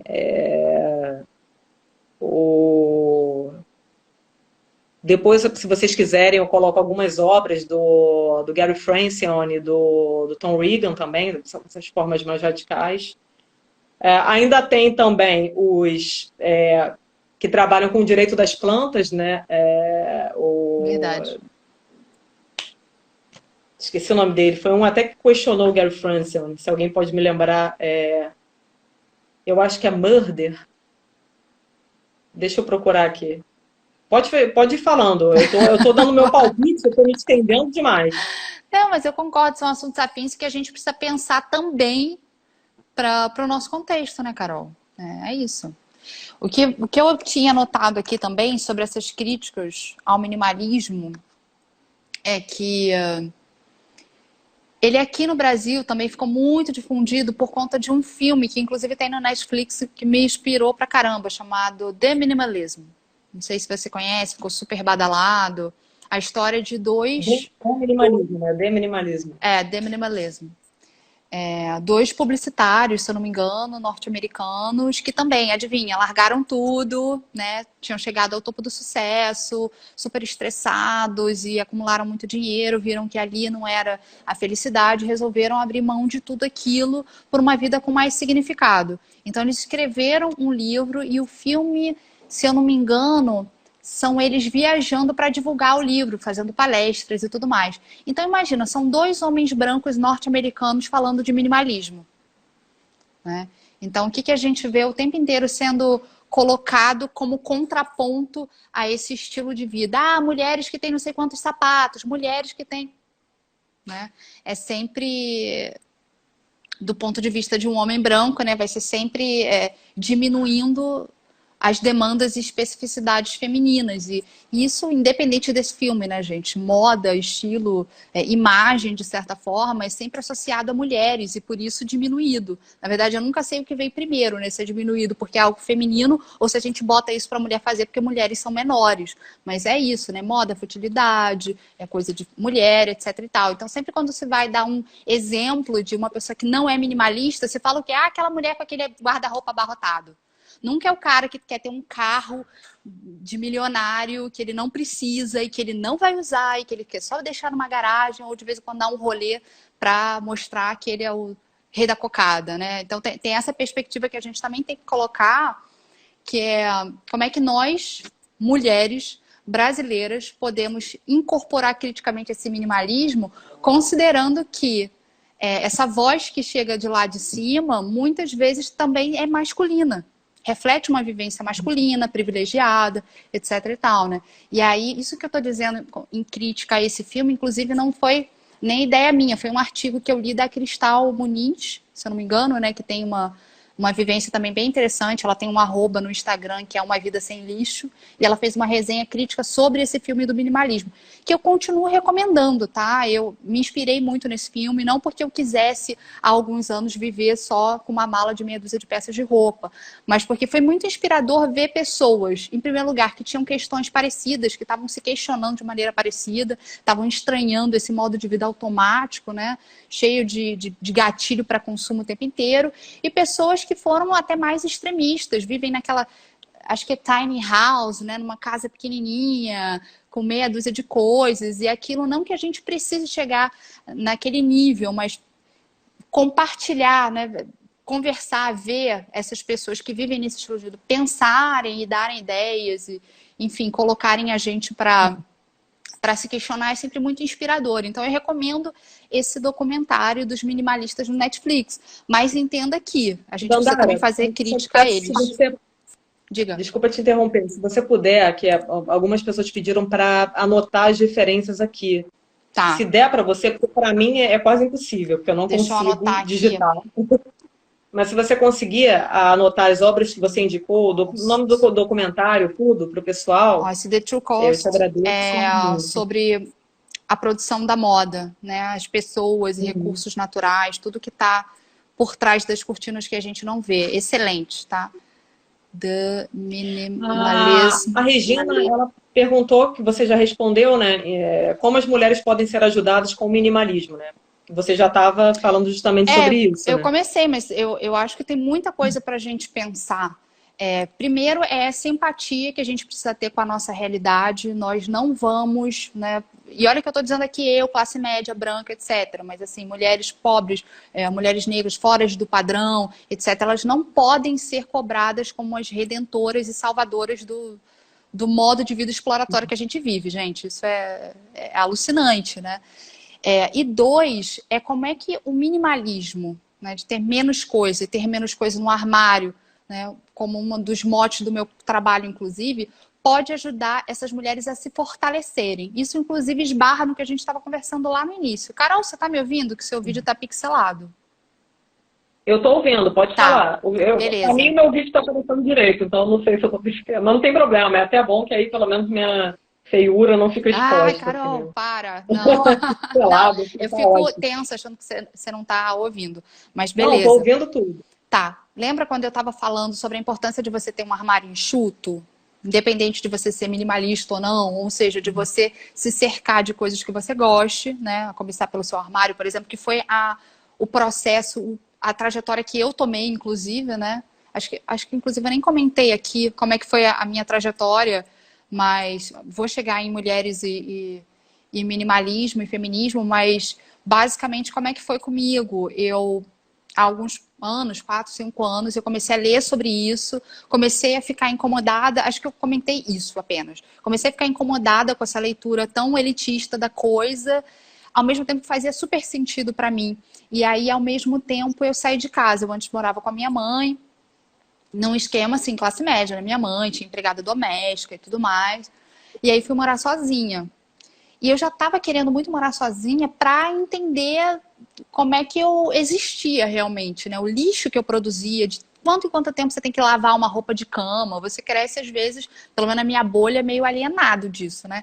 E aí, quando eu saí de casa e eu não tinha grana para contratar uma diarista e eu fui ali, a princípio, limpar a minha casa, eu me dei conta do quanto tempo, quanta energia eu me dedicava para uma porção de objeto que eu não era tão essencial na minha vida. Quando eu ia, por exemplo, sei lá, passar pano na minha casa, eu tinha uma prateleira com uma porção de objetos, e aí tirar cada um deles, passar o pano, depois passar o pano na prateleira, aquilo toda semana foi me enchendo, né? Eu pensava, poxa, tanta coisa para pensar, para criar, trabalho para fazer, e eu tô aqui perdendo tempo nisso.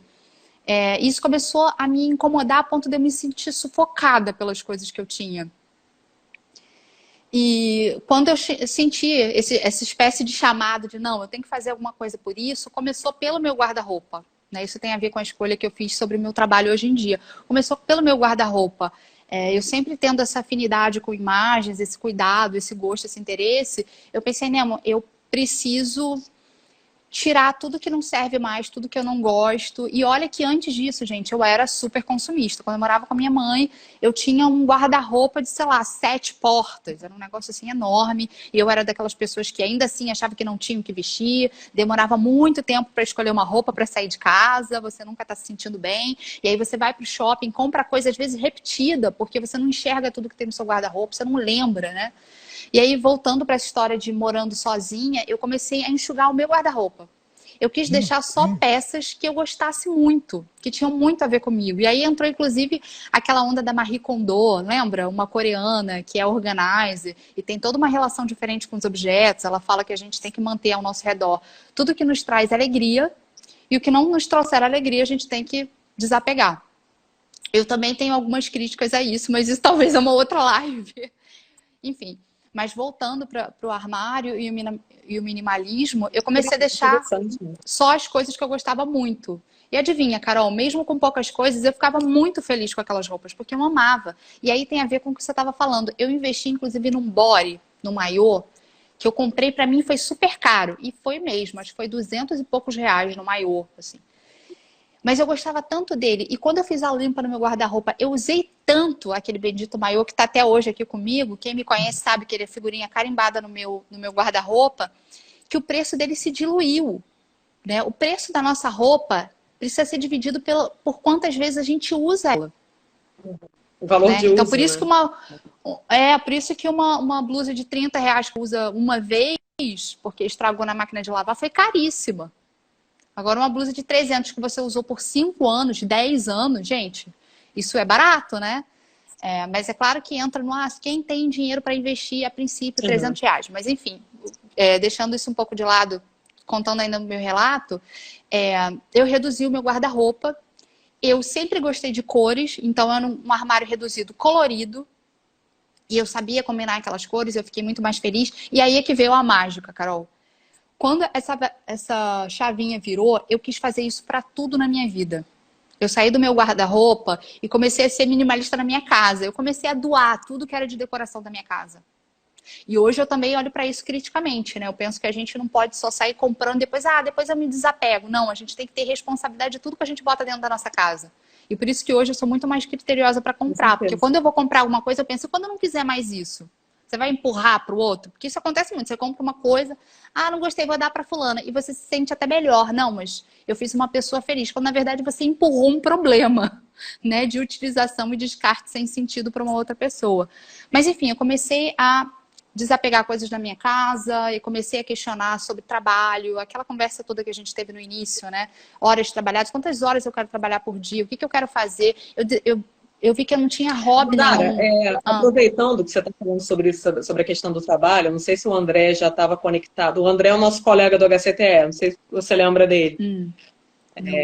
Um amigo muito querido, André, você não foi esquecido, eu consegui ler aqui, pegar, porque a barra de rolagem está cheia de perguntas, eu não consigo acompanhar. E o André falou, como você tocou nessa questão, eu já estava para fazer essa pergunta que o André tinha feito, né? Ele colocou que as pessoas desempregadas são minimalistas por excelência. Eu não sei, André, se você pegou a discussão que a Dandara fez sobre a questão do trabalho, né? Que o minimalismo ele leva a gente automaticamente a trabalhar menos, né? Então, eu não sei se isso dá para fazer uma discussão com relação ao desemprego, né? Aos desempregados. Se você puder responder, Dandara. Não, a gente estava discutindo que minimalismo compulsório não existe. Assim como você estava falando sobre veganismo sem consciência política, né? Mesma coisa, se você for fazer um minimalismo porque você é obrigado, e no fim, não porque isso é uma decisão, uma tomada de decisão consciente, política, né? Que você quer repensar o seu modelo de consumo, não. Provavelmente você está criando uma demanda reprimida e mais para frente, quando essas pessoas puderem comprar, elas vão, né, enfiar o pé na jaca, comprar pra caramba, porque isso não foi fruto de... o minimalismo de outrora, na verdade, não foi fruto de uma decisão consciente. E isso é, inclusive, uma crítica que eu faço ao minimalismo. Como é que a gente precisa repensar isso para o Brasil, um lugar de demanda reprimida, né? Ou seja, quantas pessoas aqui já vivem com pouco mesmo, e aí quando elas finalmente vão comprar, a gente cobra consciência social e ambiental delas. Isso precisa ser revisto com mais cuidado e empatia, era o que a gente estava falando antes.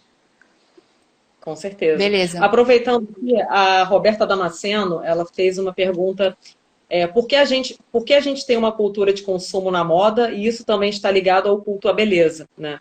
Como fugir dessa ideia de ligar beleza a consumo ou menos consumo? Sim, era onde Você eu poder queria falar um pouco sobre chegar, que isso? inclusive a Regina estava falando sobre moda, minimalismo e feminismo. Eu queria alinhavar tudo isso com a pergunta da Roberta. É Roberta? Roberta Damasceno, que faz parte também do Filósofas na Rede. Beleza. Só concluindo o que eu estava falando, porque eu vou atacar justamente esse ponto aí. Quando eu comecei a fazer um desapego com tudo na minha vida, começar a questionar a hora de trabalho, relacionamentos, a cidade, né? Quando a gente começa a pensar nos excessos que a gente não quer carregar, que a gente não precisa carregar, que alguém botou ali nas suas costas, não foi decisão sua, você começa a tirar tudo aquilo e questionar todas as esferas da tua vida. E aí, no fim das contas, eu vim para o Tocantins, né, para uma cidade mais calma, ter uma relação mais próxima da natureza, reinventei o meu trabalho. E aí, onde eu queria chegar sobre mulheres e feminismo e tudo mais, é o seguinte, como é que hoje eu vejo uma relação assim muito próxima, sensível e fundamental entre essa discussão sobre estilo, sobre minimalismo e feminismo, considerando o nosso contexto, né, capitalista, machista, etc e tal. Eu percebi que quanto menos roupas eu tinha, mais eu entendia a roupa que eu gostava, né? E aí eu fui ficando mais crítica nas novas coisas que eu ia comprando, né? Eu ia dizendo muito mais não do que sim, né? Isso aqui não, isso aqui não, isso é parte de se conhecer. E quando você tem poucas roupas que você adora, que você se sente incrível nelas, você, além de sucumbir menos a essa lógica do consumo, né? Não estou dizendo que eu estou vacinada, eu vejo algumas coisas, eu tenho vontade de comprar, né? Não cheguei nesse ideal, é só um caminho que eu estou traçando. Mas como é que isso está hiper relacionado à autoestima das mulheres? Né? Vestir uma roupa que elas olhem no espelho e gostem do que elas estão vendo ali no reflexo. Né? Vestir uma roupa que elas decidiram vestir por conta própria. E isso pra gente é muito revolucionário. Falar de mulher e autoestima é revolucionário. Né? Porque a gente cresceu tendo uma relação com roupa como, você vai se vestir, vai gostar de moda, é coisa de mulherzinha, mas você tem que estar sempre preocupado com o que o outro vai achar. Né? A gente está sempre preocupado em se vestir de modo adequado àquele ambiente, aquelas pessoas. Será que a minha roupa é um confronto, tá confrontando alguma coisa? Será que é uma afronte? Essa era a palavra. Será que eu vou deixar alguém desconfortável? Será que tá curto demais? Será que tá vulgar demais? Será que tá sem graça demais? Você tá sempre pautando a tua escolha em relação à pessoa que vai receber a tua imagem. E isso é muito aprisionador. Por quê? Você se preocupa mais com o outro, você não se enxerga e muitas vezes preocupada com o outro, você vai vestir uma roupa que não te agrada. Olha a tua autoestima, que já tá lá embaixo. Né? Porque você nasceu mulher nessa sociedade, foi educada para ser assim, e além disso, no dia a dia você vai soterrando cada dia mais. Por isso que eu acho que o minimalismo, que já faz você se questionar pra caramba sobre quantidade, sobre o que vai pautar a tua vida, né, e te convida a ter as rédeas na mão, tem muito a ver com você ter menos, se conhecer mais, comprar melhor, vestir o que você gosta e ter uma autoestima muito mais forte. E uma vez que a gente chega nesse gráfico, né, quer dizer, nessa escadinha, né, de você ter uma autoestima mais poderosa, cara, aí ninguém segura a gente. Porque muito do que a mulher não conquistou é para ela se sentir incapaz, ela ter uma autoestima baixa. Aí você vê aí violência doméstica, relacionamento abusivo, né? Aquelas mulheres que não conhecem o seu valor. E como é que a moda pode te ajudar nesse resgate, de você se encontrar, de você vestir o que você gosta, de você libertar a tua imaginação, se reimaginar e se criar diferente a cada dia, né? Só que essa é uma trajetória que eu acredito que só é possível que seja feita se você tiver menos. Né? Porque você com aquele armário abarrotado, você não vai entender o que você gosta, o que fulano te deu e você tem vergonha de passar adiante, né? A mulherada tem muito isso. Foi presente, poxa, como é que eu vou dar isso se foi um presente? Gente, foi um presente, já cumpriu o seu papel no dia que aquela pessoa te deu. Se você não gosta, não tem por que você ficar com aquilo, né? E a gente sempre quer agradar o outro e tudo mais. Então, eu acho que o minimalismo e a consultoria de estilo, né? O trabalho que eu faço hoje, ele tem esse poder, essa colaboração, essa contribuição para a nossa luta feminista, que é nos dar autoestima. E aí é um dominó. Uma vez que você tem essa autoestima, você é capaz de produzir outras coisas muito relevantes na sua vida, né? E aí eu vou dar exemplos, né? Quantas vezes você precisa estar vestida de você mesmo para ir para uma reunião de trabalho? Quantas mulheres clientes que eu atendo que a questão da vida delas é: eu trabalho num ambiente masculino, os caras não me respeitam. Então, você se vestir de você mesmo, você botar essa armadura, você tá segura com você, se sentindo linda, é revolucionário. Porque a gente abre, sei lá, liga a TV, abre revista Instagram agora, né? Instagram é o tempo inteiro a publicidade te dizendo: compre e você não é suficiente. É mensagem que a gente recebe a vida inteira, né?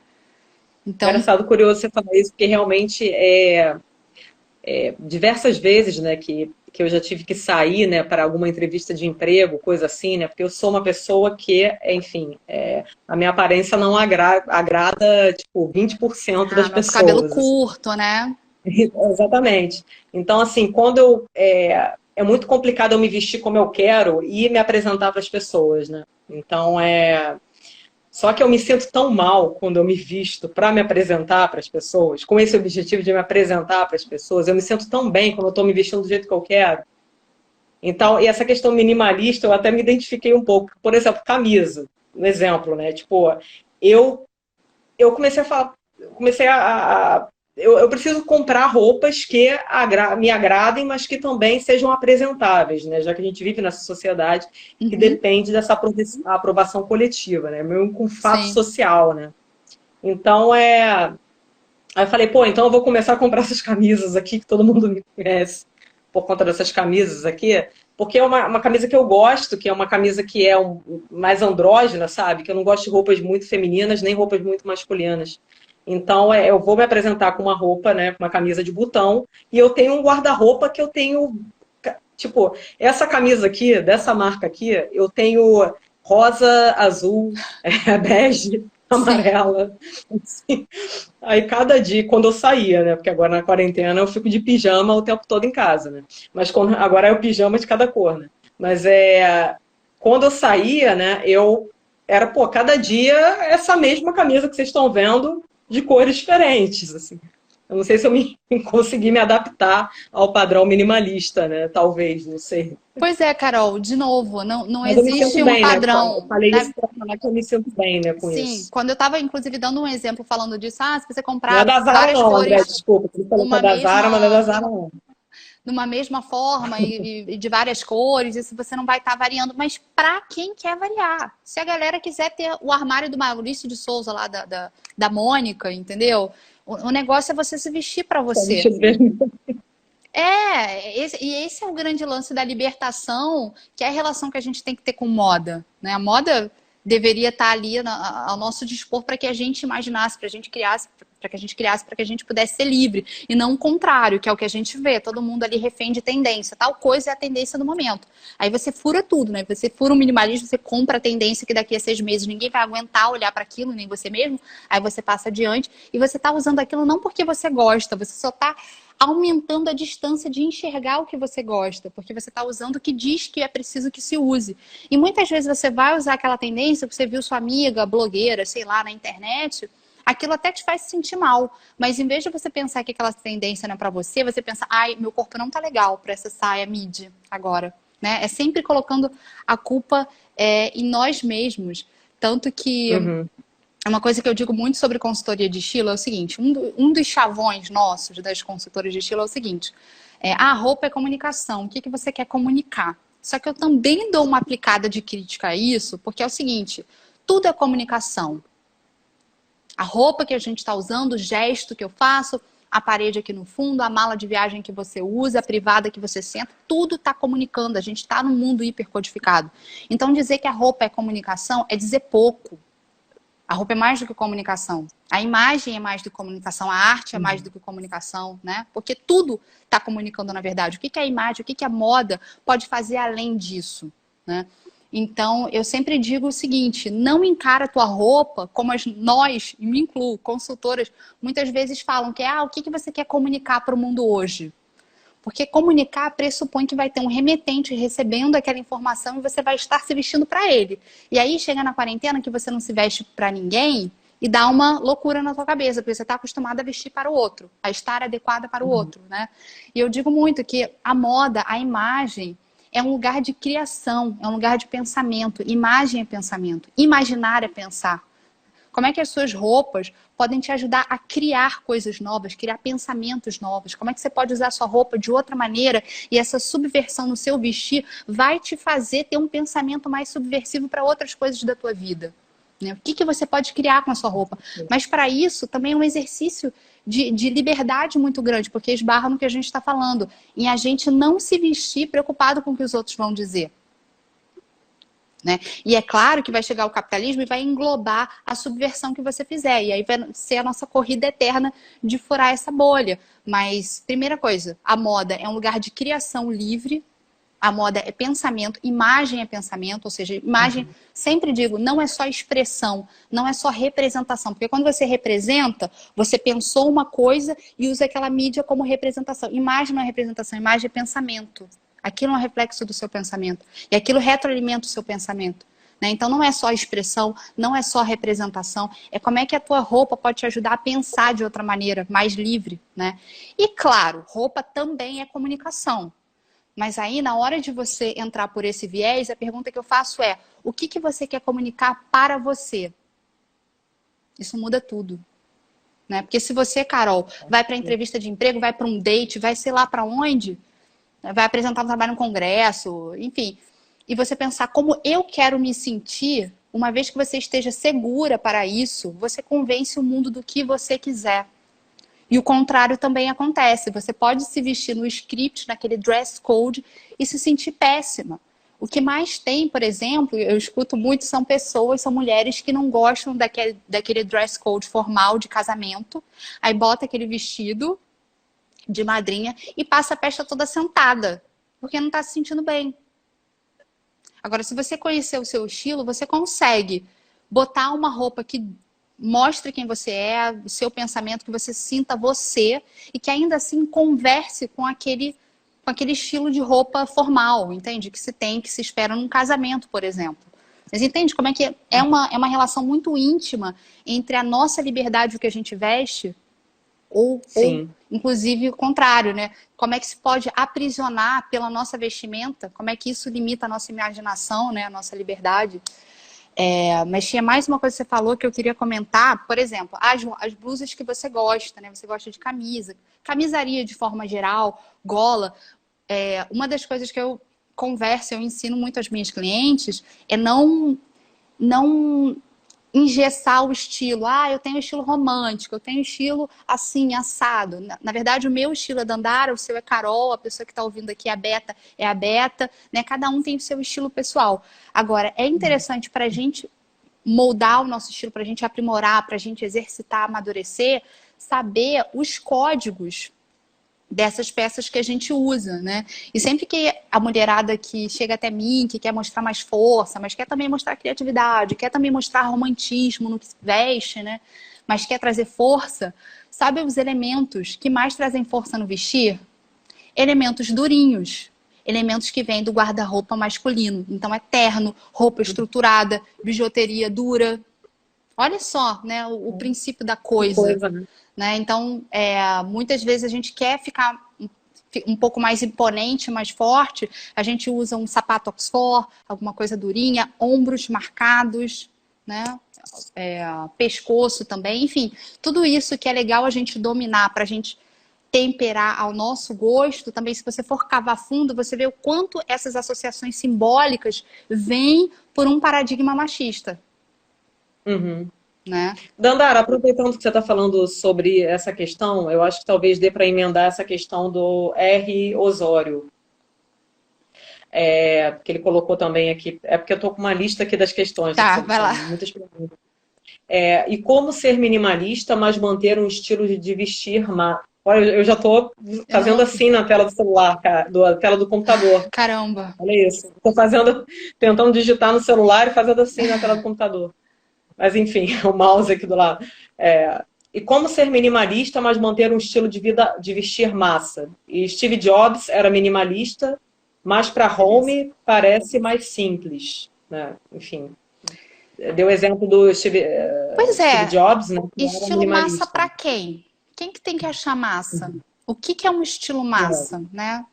É, quando alguém diz assim, eu quero me vestir de forma mais confortável, o que que é conforto para você? O que que é se vestir massa para você? É estar bem colorido? É estar com um tecido brilhante? É ter um visual mais limpo, né? Porque a gente não pode, como eu estava dizendo antes, associar essa estética necessariamente ao estilo de vida. Você pode ter a estética que for, o armário que for, e levar uma vida minimalista ou tentar ao máximo levar uma vida sem excessos. Então você não precisa ser só o Steve Jobs com aquela blusa preta e o armário inteiro daquela forma para ser minimalista. Pois é, o Steve Jobs parece o falso minimalista, né? Porque talvez o minimalista imagético, né? Porque quando eu li Steve Jobs, eu lembrei, quando eu fazia o doutorado o sanduíche lá nos Açores, que em frente à praia lá de Horta, né, da Ilha do Faial, tinha uma lancha do Steve Jobs imensa. Era uma coisa faraônica, toda sofisticada. Eu fiquei falando, pô, Steve Jobs minimalista. Aí me veio a imagem da lancha na cabeça. Eu falei, não, cara, ele não é minimalista. Pois é. Talvez sim, né? Mas a lancha era muito faraônica, que isso. Não, a gente está falando de roupa, mas falando de Steve Jobs, eu já fico pensando em tecnologia, porque isso é uma outra agenda dentro do minimalismo, tá? É uma outra pauta dentro do minimalismo, que é a relação com a tecnologia. Mas sim, a sensação é, de novo, o nosso imaginário é de que essa pessoa que está sempre com a mesma roupa, ela é minimalista. Ela não perde tempo vestindo roupa, escolhendo roupa, mas, de novo, eu acho que esse tipo de pensamento diminui a moda, a imagem, né, a importância que você pode dar a isso, e normalmente perpetua aquela associação entre moda e coisa de mulher, coisa menor, coisa fútil, né? Ser fútil é ter 30 pares de sapato, mas 30 pares de sapatos, perdão. Mas e aquela pessoa que tem um celular novo e troca a cada ano? Homem, por exemplo, né, que tem a mesma roupa, porque eu não me preocupo com roupa, isso é coisa menor, mas eu vou ter aqui um celular a cada ano e nem sabe onde é que vai descartar esse celular antigo, e a gente tem esse problema de lixo eletrônico e tudo mais. Mas o que eu ia falar sobre tecnologia, nem sei se eu fugi ao tema aqui, mas vou falar sobre tecnologia e minimalismo, é o quanto se espera ou se diz ser importante você ter bons itens na tua casa, no seu guarda-roupa e tudo mais. Então, assim, faz sentido você investir um pouco mais num objeto que vai durar mais tempo. E aí a Apple tem essa fama de durabilidade, etc. E eu até acho que tem em relação ao demais, não porque a Apple seja hiperdurável, mas porque os demais estão muito abaixo da durabilidade. E aí muitos minimalistas falam isso, eu investo muito em tecnologia, AirPods, etc. Só que assim, a princípio faz sentido, você está investindo um alto valor em algo que vai funcionar perfeitamente, que não vai te dar dor de cabeça, né? E você vai ter aquele dinheiro juntado porque você não gasta com uma porção de outras coisinhas. O problema é que se você não olhar para isso também criticamente, está arriscado você ler nessa cartilha da Apple, por exemplo, e tá a cada ano com um desejo novo tecnológico. E aí eu acho que você fura o minimalismo completamente. Mas, de novo, isso não é tão retrato do minimalismo. Desculpa, do consumismo. O retrato do consumismo normalmente é o retrato de uma mulher cheia de bolsas de compra, a mulher gasta demais, é roupa, etc e tal. Então, de novo, só mostrando como é que isso subliminarmente, né, quando se diz, o Steve Jobs é minimalista, com aquela roupa e tecnologia, como é que isso também tem um discurso... bom, ao meu ver, né, que acaba encobrindo certos pensamentos machistas também em relação a essa discussão, sabe? De que moda é menor, não vamos levar isso em consideração, vamos focar na tecnologia, isso é importante. Dandara, a gente já faltam 10 minutos. 10 minutos, exatamente. Pode concluir, eu só vou falar de alguns comentários aqui. Algumas pessoas, enfim, elogiaram a live, obrigada. O André, ele comentou sobre o filme O Diabo Veste Prada, falou muito interessante a perspectiva que foi colocada, enfim. Agradeceu, a live de vocês é um espetáculo, pena não conseguir acompanhar, tá? Abraços a todos. Vai ficar gravada, Carol? André, você pode continuar participando, vai ser gravado. Então, A gente vai compartilhar no IGVT. E espero que não dê bug no Instagram. Às vezes dá bug, mas espero que dessa vez não dê. Então, você pode concluir, enfim, fazer sua conclusão. Eu agradeço pela sua participação.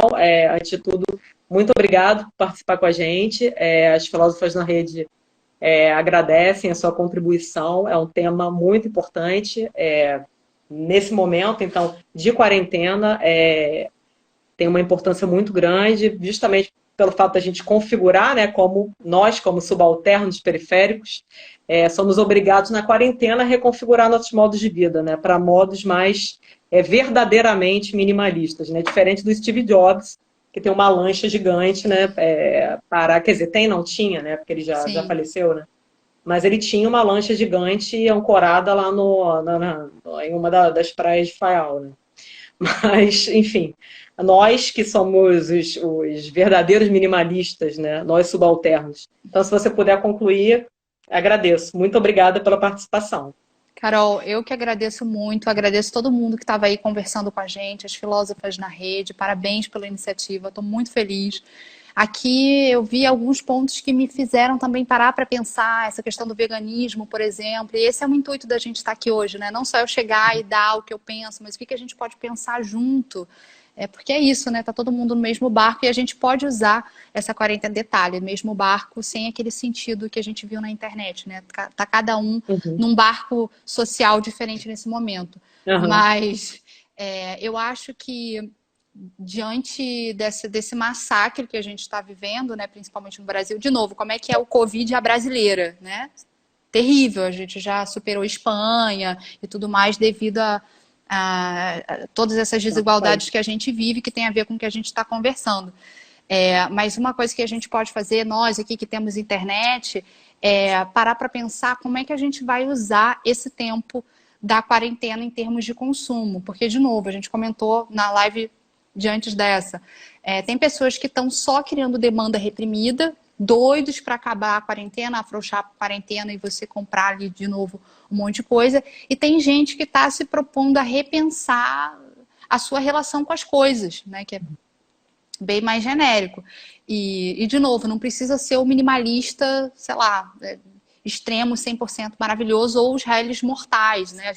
Todo mundo, o caminho, a escada, o degrau que cada um tiver aqui, que puder avançar, já vai fazer muita diferença.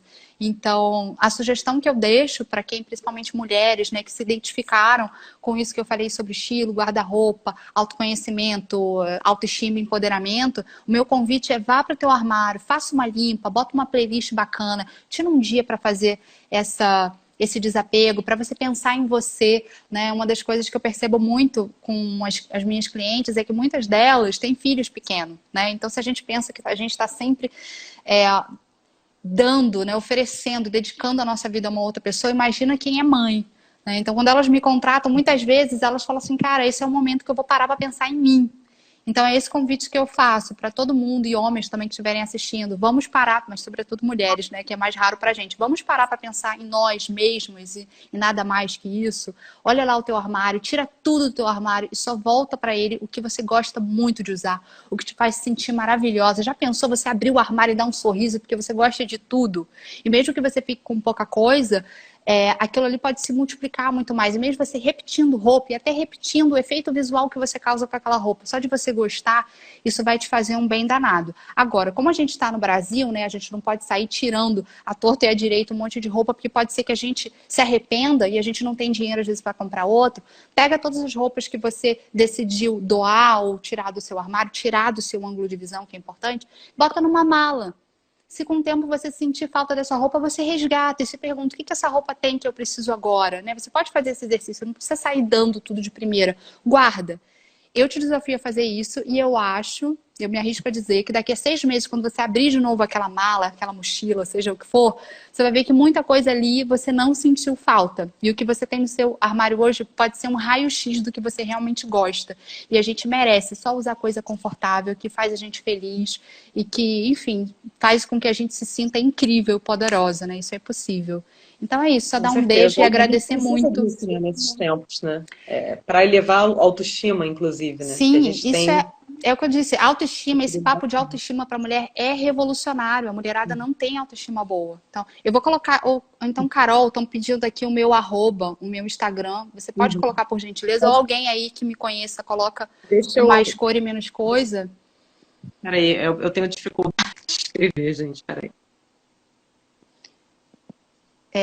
E eu me lembrei, até mandei para Carol ontem mais cedo, eu escrevi um artigo para uma plataforma aqui no Tocantins chamado Vivo Verde, é um portal sobre sustentabilidade e vários outros assuntos. Sustentabilidade, Uhum. moda e fotografia, etc. E eu escrevi um artigo chamado Minimalismo para quem? Uma mensagem dos trópicos, que é o Aham. pontapé de toda essa conversa que a gente está tendo aqui. Então, se você se interessa, quer ler um pouquinho mais com outro Se tema. você puder passar o link para a gente, tem como? Olha, o que eu posso fazer aqui é escrever Portal Vivo Verde, o link, Uhum. É Portal Portal Vivo Vivo Verde. Verde, coluna, coluna sustentabilidade e estilo. É o meu último texto. E mais uma vez Uhum. agradecer muito por todo mundo aqui Nós que estar pensando agradecemos. junto. Muito obrigada pela contribuição valiosíssima nesse momento. Desculpa eu que sou um zero à esquerda na parte de minimalismo e moda, mas Foi tentei, né, ótimo fazer o meu conversar com possível. você, Carol. Imagina, estamos juntas, viu? Um beijo para todo Eu, mundo. grande beijo. Tchau. Vou Tchau. encerrar.